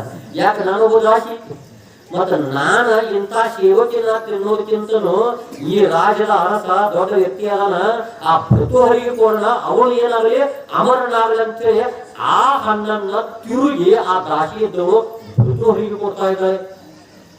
ಭರ್ತೃಹರಿಯಲ್ಲಿ ಆ ಹಣ್ಣು ಬಂದದ ಅವ್ನು ದೇಹ, ಈ ಹಣ್ಣು ನಾನು ಕೊಟ್ಟಿಲ್ಲ ರಾಣಿಗೆ, ಮತ್ತೆ ಈ ಹಣ್ಣು ಇವಳ ಕೈಗೆ ಹೆಂಗ್ ಬಂತು? ರಾಣಿಯನ್ನು ಕಳಿಸಿಲ್ಲ. ನಾನು ನಿನಗೆ ಹಣ್ಣು ಕೊಟ್ಟಿದ್ದೆ, ಅಮರಾಗುವ ಹಣ್ಣು ಕೊಟ್ಟಿದ್ದೆ, ನೀನು ಇವಳ ಕೈಗೆ ಹೆಂಗ್ ಬತ್ತ ತಂದಾಗ ಅವಾಗ ಅವಳು ಅಂತ ಇದ್ದಾಳೆ, ಇನ್ನು ಆಗು ವಿಷಯ ನಿಮ್ಗೆ ಗೊತ್ತಾಗಿದೆ, ಇನ್ನು ಮುಚ್ಚಿಟ್ಟು ಏನು ಪ್ರಯೋಜನ, ನೀನು ನನಗೇನು ಮನದಂಡನೆ ಕೊಟ್ಟು ಏನು ಸಾಯಿತು, ನಾನು ನಿನ್ನನ್ನು ಪ್ರೀತಿಸ್ತಾ ಇರಲಿಲ್ಲ, ನಾನು ಆ ಅಶ್ವ ಆಳಗನಿಗೆ ನಾನು ಪ್ರೀತಿಸ್ತಾ ಇದ್ದೆ, ಅವನಿಗೆ ನಾನು ಕೊಟ್ಟಿದ್ದೆ ಅಂತ ಅವನನ್ನು ಕಳಿಸಿದ್ರು.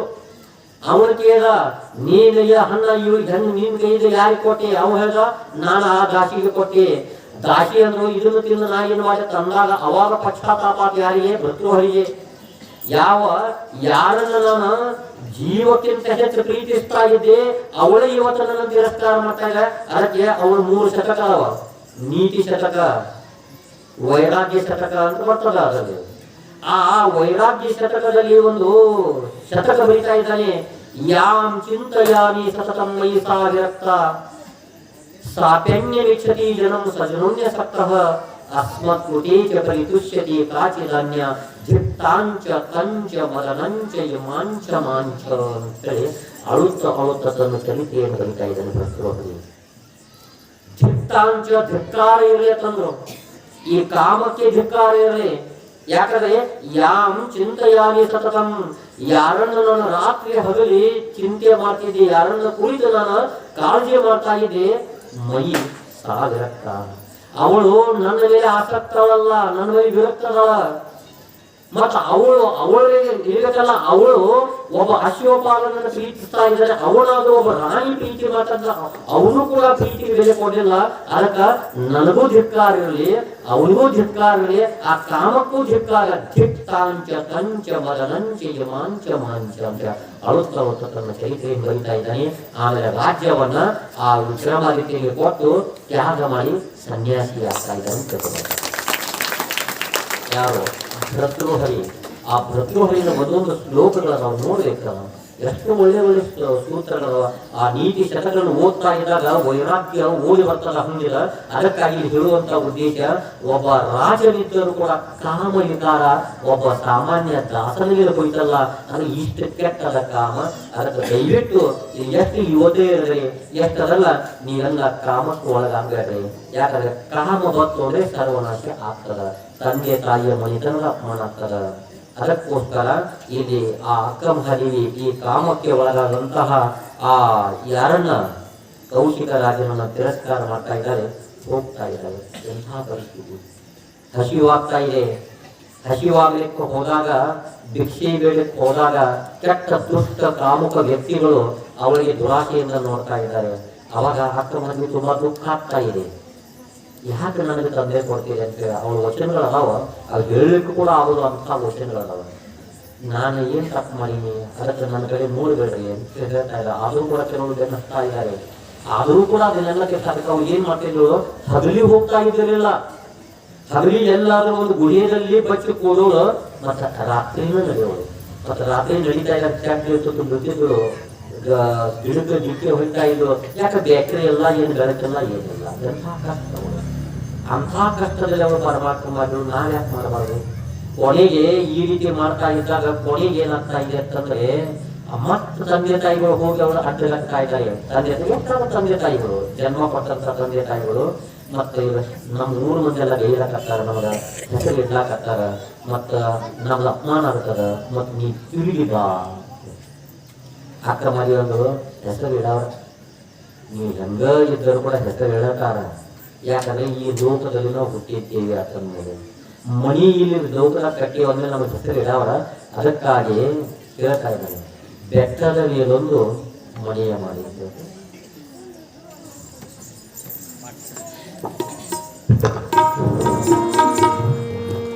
ಬೆಟ್ಟದ ಮೇಲೊಂದು ಮನೆಯ ಮಾಡಿ ಮೃಗಗಳಿಗೆ ಅಂಜಿದೋಡೆಂತಯ್ಯ.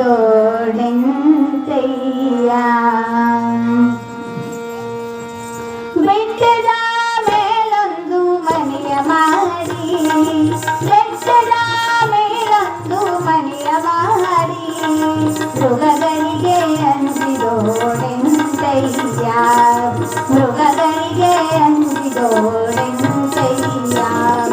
ಸಮುದ್ರದ ತಡಿಯಲೊಂದು ಮನೆಯ ಮಾಡಿ, ಸಮುದ್ರದ ತಡಿಯಲೊಂದು ಮನೆಯ ಮಾಡಿ ನೊರೆ ತೊರೆಗಳಿಗಂಜಿದೋಡೆಂತಯ್ಯ. ಬೆಟ್ಟದ ಮೇಲೊಂದು ಮನೆಯ ಮಾಡಿ ಮೃಗಗಳಿಗೆ ಅಂಜಿದೋಡೆಂತಯ್ಯ.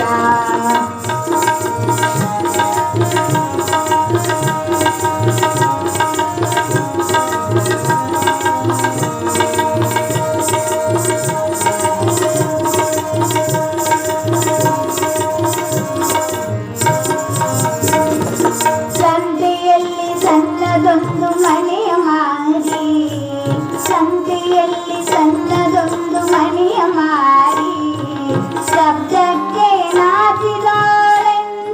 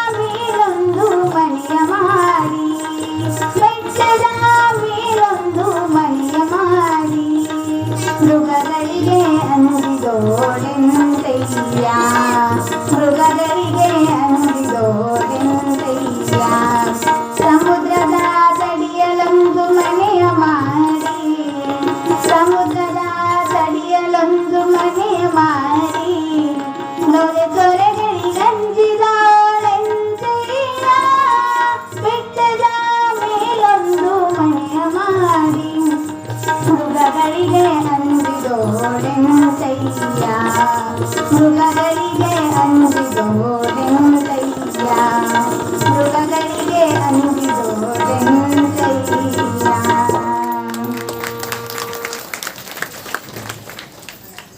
ಅಕ್ಕ ಮಹದೇವಿಯು ಜನರು ಸ್ತುತಿ ನಿಂದನೆ ಮಾಡೇ ಮಾಡ್ತಾರ. ನೀವು ಹೆಂಗ ಇದ್ರೂ ಹೆಸರು ಇಡೋರಂತೂ ಇದ್ದ.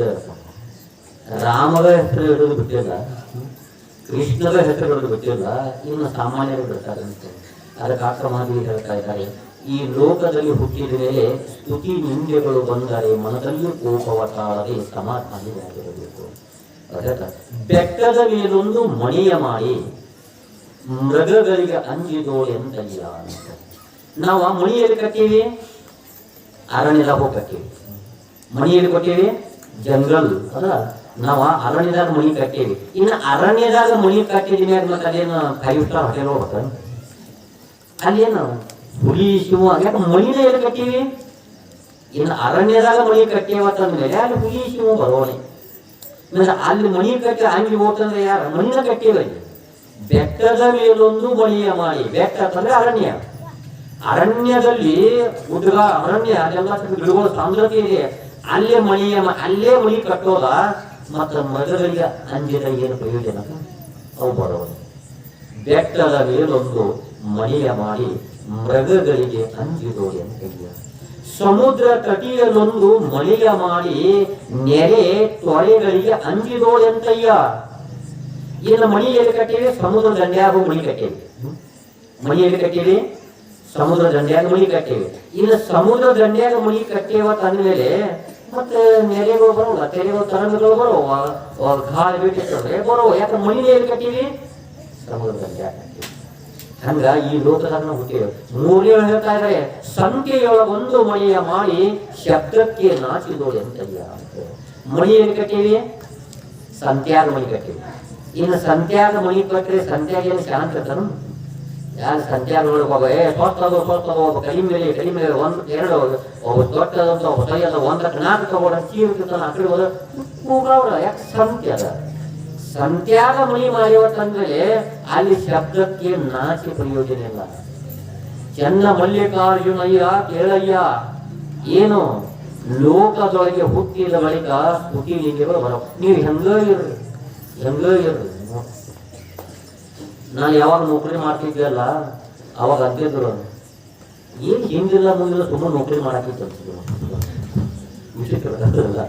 ನೌಕರಿ ಮಾಡ್ತಾ ಬ್ರಹ್ಮಚಾರಿ ಇದ್ದೆ, ಮೊದಲ ಬ್ರಹ್ಮಚಾರಿ ಇದ್ದೇನೆ. ಅದಕ್ಕೆ ಇವು ನೌಕರಿ ಬಿಟ್ಟಿದ್ರೆ ಪಾಪ ಮತ್ತೊಬ್ಬ ಅವನ ಸಂಸಾರಿ ಬದುಕ್ತಿರ್ಬೇಕು ಇಂಥ ವಿಚಾರ. ಆಯ್ತು ನೌಕರಿ ಬಿಟ್ಟು ಮಾಸ್ತರ್ಗೇನು ಬುದ್ಧಿ ಐತಿ, ನೌಕರಿ ಹತ್ತಂಗಿಲ್ಲ ಮತ್ತು ನೌಕರಿ ಬಿಟ್ಟಿದ್ದೆ ಅಂತ ಏನು ಮಾಡ್ತಾರೆ. ನೌಕರಿ ಮಾಡ್ತಾ ಇದ್ದಾಗ ಈಗೇನು ಅವಶ್ಯಕತೆ ಅಂತಂದ್ರು, ಬಿಟ್ಟಿದ ಮೇಲೆ ನೋಡ್ರಿ ನೀವು ಹಿಂಗಾರಿ. ಅದಕ್ಕೆ ಚಳಿಗಾಲ ಬಂದಾಗ ಎಷ್ಟು ಚಳಿ ಅಂದರು, ಬಂತಲ್ಲ ಬೇಸಿಗೆ ಕೆಟ್ಟ ಬಿಸಿಲೆಂದರು. ಮಳೆ ಬಿಟ್ಟು ಬೀಳೋದಲ್ಲ ಚಳಿ ಎಂಬ ಟೀಕೆ, ಇವರ ಮೆಚ್ಚುವ ವಸ್ತು ಇಲ್ಲೆಲ್ಲ ಜೋತು. ನೀವು ಹೆಂಗ ಇರ್ರಿ. ಚಳಿಗಾಲ ಥಂಡಿ ಬರ್ತಲ್ಲ, ಚಳಿಗಾಲ ಥಂಡಿ ಬಂದಾಗ ಏನಂತಾರೆ ಎಲ್ಲರೂ, ಭಾಳ ಥಂಡಿ ಬರಬಾರ್ದು, ಥಂಡಿ ಇರಬಾರ್ದು, ಬ್ಯಾಸಿಗೆ ಸಿಗೋದು. ಏನಂತಾರೆ ಚಳಿಗಾಲ, ಏನಂತಾರ ಚಳಿಗಾಲ ಭಾಳ ಕೆಟ್ಟ, ಬ್ಯಾಸಿಗೆ ಸಿಗೋದು. ಇನ್ನು ಇವ್ರ ಮಾತು ಕೇಳಿ ಚಳಿಗಾಲ ಹೋಯ್ತು, ಬೇಸಿಗೆ ಕಾಲ ಬರ್ತದೆ, ಅವಾಗಲೇ ತುಂಬಿರ್ತಾರೆ ಕೆಟ್ಟ ಬಿಸಿ. ಚಳಿಗಾಲ ಬಂದಾಗ ಎಷ್ಟು ಚಳಿ ಅಂದ್ರು, ಥಂಡಿ ಭಾಳ ಕೆಟ್ಟ, ಬ್ಯಾಸಿಗೆ ಸಿಗೋದ್ರು. ಇನ್ನು ಬಂತಲ್ಲ ಬೇಸಿಗೆ ಕೆಟ್ಟ ಬಿಸಿಲಂದ್ರು. ಮತ್ತಂತಾರ ಬಿಸಿಲು ಭಾಳ ಕೆಟ್ಟ, ಮಳೆಗಾಲ ಸಿಗೋದು. ಚಳಿಗಾಲ ಬಂದಾಗ ಏನಂದ್ರು, ಚಳಿಗಾಲ ಕೆಟ್ಟ ಅಂದ್ರು, ಬೇಸಿಗೆ ಚಲೋ ಅಂದ್ರು, ಬೇಸಿಗೆ ಬಂತು ಕೆಟ್ಟ ಬಿಸಿಲಂದ್ರು, ಮಳೆಗಾಲ ಚಲೋ ಅಂದ್ರು. ಇನ್ನು ಮಳೆಗಾಲ ಚಲೋ ಯಾರು ಅಂತಾರೆ ಮಾಡ್ತಾರ. ಇನ್ನು ಮಳೆಗಾಲ ಬಂತು ಏನು ಮಳಿ ಹತ್ತಿತ್ತಲ್ಲ, ಗಂಟಲ್ಲ ಶನಿ ಬೆನ್ನು ಹತ್ತಿದಂಗೆ ಬೆನ್ನು ಹತ್ತಿತ್ತು. ಹೊರ ಕಾಲ ಹಿಡ್ಕೊಡ್ಬೇಕಂತ. ಮಳೆ ಬಿತ್ತು ಬೀಳೋದಲ್ಲ ಶನಿ ಎಂಬ ಟೀಕೆ, ಶನಿ ಬೆನ್ನು ಹತ್ತಿದ ಹತ್ತಿದಂತ. ಇನ್ನ ಮಳೆಗಾಲಕ್ಕೂ ಬ್ಯಾಡ ಅಂದ್ರು ಹೆಸರಿಟ್ರು, ಚಳಿಗಾಲಕ್ಕೂ ಹೆಸರಿಟ್ರು, ಬೇಸಿಗೆ ಕಾಲಕ್ಕೂ ಹೆಸರಿಟ್ರು. ಇನ್ನು ಯಾವ್ದು ಹೆಸರು? ಇರುವ 3 ಕಾಲ, ಅದಕ್ಕೆ ಇಲ್ಲಿ ಯಾವುದಿಲ್ಲ. ಅದಕ್ಕೆ ಸಮಯ ಆಗಿದೆ 5 ನಿಮಿಷ ಇದೆ. 5 ನಿಮಿಷ ನೋಡು ಒಂದು ಉದಾಹರಣೆ. ನೀವು ಅತಿ ಸುಂದರವಾದ ಒಂದು ದೃಷ್ಟಾಂತ ಭಾಳ ಚಂದ ದೃಷ್ಟಾಂತ ನಾಳೆ ಹೇಳ್ತೀವಿ. ನಾಳೆ ದೃಷ್ಟಾಂತ ನಾಳೆ ಒಂದು ದಿವಸ ಅರ್ಥ ಮಾಡಿ. ಈಗ ನಿಮ್ಗೆ ಗೊತ್ತಿಲ್ಲ, ನೀವು ಬಹಳ ಸುಂದರವಾಗಿ ಅತ್ಯಂತ ಜನ ಪೌಡರ್ನ ಹಾಕೊಂಡು ಅದರಲ್ಲಿ ಚಂದ ಏನಂತಾರ ದೊಡ್ಡ ಹೀರೋ ಏನಂತ ಅಲ್ಲಿ ಇವನ್ ಮುಖ ಇವನ್ ಪೌಡರ್ ಅವ್ನು ಹೊಟ್ಟೆ ಆಗೋಗ್ತಿತ್ತು. ಭಾಳ ಅಗದಿ ಸುಂದರವಲ್ಲ ದೊಡ್ಡ ಹೀರೋಯಿನ್ ಆಗ್ಯಾರಂತಾರೆ. ಮಷೀನ್ ಅನ್ನಾಕತ್ತ ಕೆಳಗಿನ ಬಟನ್ ಮ್ಯಾಗಿನ ಹಾಕಿ ಬರ್ತಂದ್ರೆ ಏನು ಕೇರ್ಯ ಬರ್ತಂತ ಕೇರ್ಯ ಚಂದ ಮಾಡ್ಕೊಂಡು ಹಿಂಗಂತಾರ, ಹಂಗ ಮಾಡ್ಕೊಂಡಾಗ ಹಂಗಂತಾರ. ಭಾಳ ಮಾತಾಡ್ಲಾಕತ್ತಿದ್ರೆ ಎಲ್ಲಿ ಬಡಬಡೆ ಐತಂತ, ಭಾಳ ಮಾತಾಡಿ ಬಡಬಡೆ ಐತಂತ, ಕಟಿಗೆ ಬಾಯಿದ್ರೆ ಹೊಡೆದು ಹೋಗ್ತಂತ ಬಡಬಡೆ ಅಂತಾರ. ಏನು ಬಡಬಡೆ ಅಂತಾರ ಅಂತೇಳಿ ಆ ಮಾತಾಡೋದು ಬಿಟ್ಟು ಸುಮ್ ಕೂತ ಮಾತಾಡಂಗಿಲ್ಲ, ಗುಮ್ಮನ್ ಖುಷಿ ಐತಂತ. ಏನ್ ಮಾಡೋದ, ಮಾತಾಡಿತು ಬಡಬಡೆ ಅಂತಾರ. ಆಮೇಲೆ ಮಾತಾಡಿಲ್ಲ ಗುಮ್ಮನ್ ಖುಷಿ ಅಂತಾರ. ಹಿಂದಿನೂ ಭಾಗ ಅದಕ್ಕೆ ಈ ಲೋಕ ಅದಕ್ಕೆ ಅರ್ಥ ಮಾಡಿ ಅಂತಾರ. ನಾವು ಹೆಂಗ ಲೋಕದಲ್ಲಿ ಹುಟ್ಟಿದ್ವ ನಮ್ಗೆ ಯಾರು ಏನಂತಾರ ಆಗಲಿ. ಈಗ ನಾನು ಮೌನ ಮಾಡಿದ್ವಿ ಮೊದಲ ಭಾಳ ಮಾತಾಡ್ತೀನಿ ನಾನು. ಆಶ್ರಮ ಎಲ್ಲ ಕಡೆ ಹತ್ತು ಮಾತಾಡೋ ನಾನು. ಯಾಕೆ ಕಾಲೇಜಲ್ಲಿ ಲೆಕ್ಚರ್ ಕೊಟ್ಟು ಹುಡುಗಿತ್ತಲ್ಲ, ಒಬ್ಬ ಮಾಸ್ತರ್ನ ಮತ್ತು ವಕೀಲುಗಳ ಬಾಯಿ ಬಂದಿರಂಗಿಲ್ಲ ಅವರು. ಅವು ಹುಳಿ ಇದ್ದಿರ್ತಾವ. ನಮಗೇನು ಒಂದು ಬೆಲ್ಲ ಆತನ ಆನಗಂತ ಚಾಲು ಇದ್ದಿರ್ತಾವ. ನಮ್ಗೆ ಅದಕ್ಕೆ ಹುಳಿ ಮಾತಾಡ್ತೀನಿ ಎಲ್ಲರೂ ಎಷ್ಟು ಮಾತಾಡ್ತಿ ಅಂತ ಅಂತೀವ್ರು. ಈಗ ನವರಾತ್ರಿಯಿಂದ ಮೌನ ಮಾಡಿನೋ ಎಲ್ಲರೂ ಅನಕತ್ತಾರ, ತುಂಬ ಮೌನ ಮಾಡ್ಯಾರ. ಏನು ಬರೋದು ಮಾತಾಡ್ತಾ ಇದ್ದಾಗ ಮಾತಾಡ್ತಾರದು. ಈಗ ಮೌನ. ಅದಕ್ಕೆ ನಾನು ನಿಶ್ಚಯ ಮಾಡಿಬಿಟ್ಟಿನಿ, ಮಾತಾಡೋದಿಲ್ಲ. ಮಾತಾಡ್ರೆ ಬೋಧನೀತಿ ನಾಯಿ ಆತ ದೇವಾವಿನ ಕಾರ್ಯ.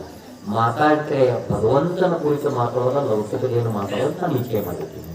ಏನು ಅದಕ್ಕೆ ಮಾತೇ ಮುತ್ತು ಮಾತೇ ಮೃತ್ಯು. ಅದಕ್ಕೆ ಮಾತಿನ ಮಹತ್ವ ಎಷ್ಟದ ನಾಳೆ ಉದಾಹರಣೆ ಕೊಡ್ತೀನಿ. ಆಮೇಲೆ ಹೆಸರಿಡೋರು ಒಬ್ಬ ಅಜ್ಜ ಮೊಮ್ಮಗ ಪೂಜೆ ಕೊಟ್ಕೊಂಡಿದ್ರು. ಬಹುಶಃ ತಾವೆಲ್ಲ ಕಟಿ ಕೇಳ್ಬೋದು ಹೆಂಗೆಲ್ಲ. ಅದಕ್ಕೆ ಲೋಕದಲ್ಲಿ ಹುಟ್ಟಿಯೋದು ಅರ್ಥ ಮಾಡಿ ಹೇಳ್ತಾ ಇದ್ದಾರೆ. ಲೋಕದವ್ರು ಹುಟ್ಟಿಯೋದು ಅಂದಮೇಲೆ ನಮಗ ಯಾವಾಗಲೂ ಇವು ಬರುವ ಅದಕ್ಕೋಸ್ಕರ ಅರ್ಥ ಮಾಡಿ ಇದ್ರ ಬಗ್ಗೆ ತಲೆ ಕಟ್ಕೋಬಾರ್ದ.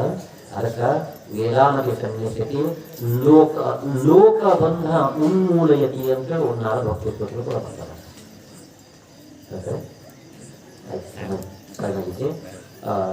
ಇನ್ನು ಮಂಗಲದೊಂದಿಗೆ ನಾಳೆ ಒಂದು ದಿವಸ ಅಕ್ಕಮಹಲಿಯ ಚರಿತ್ರೆ ನೋಡಿ ನಾಡಿದ್ದು ಮತ್ತೊಬ್ಬ ಶರಣ ನೋಡೋಣ.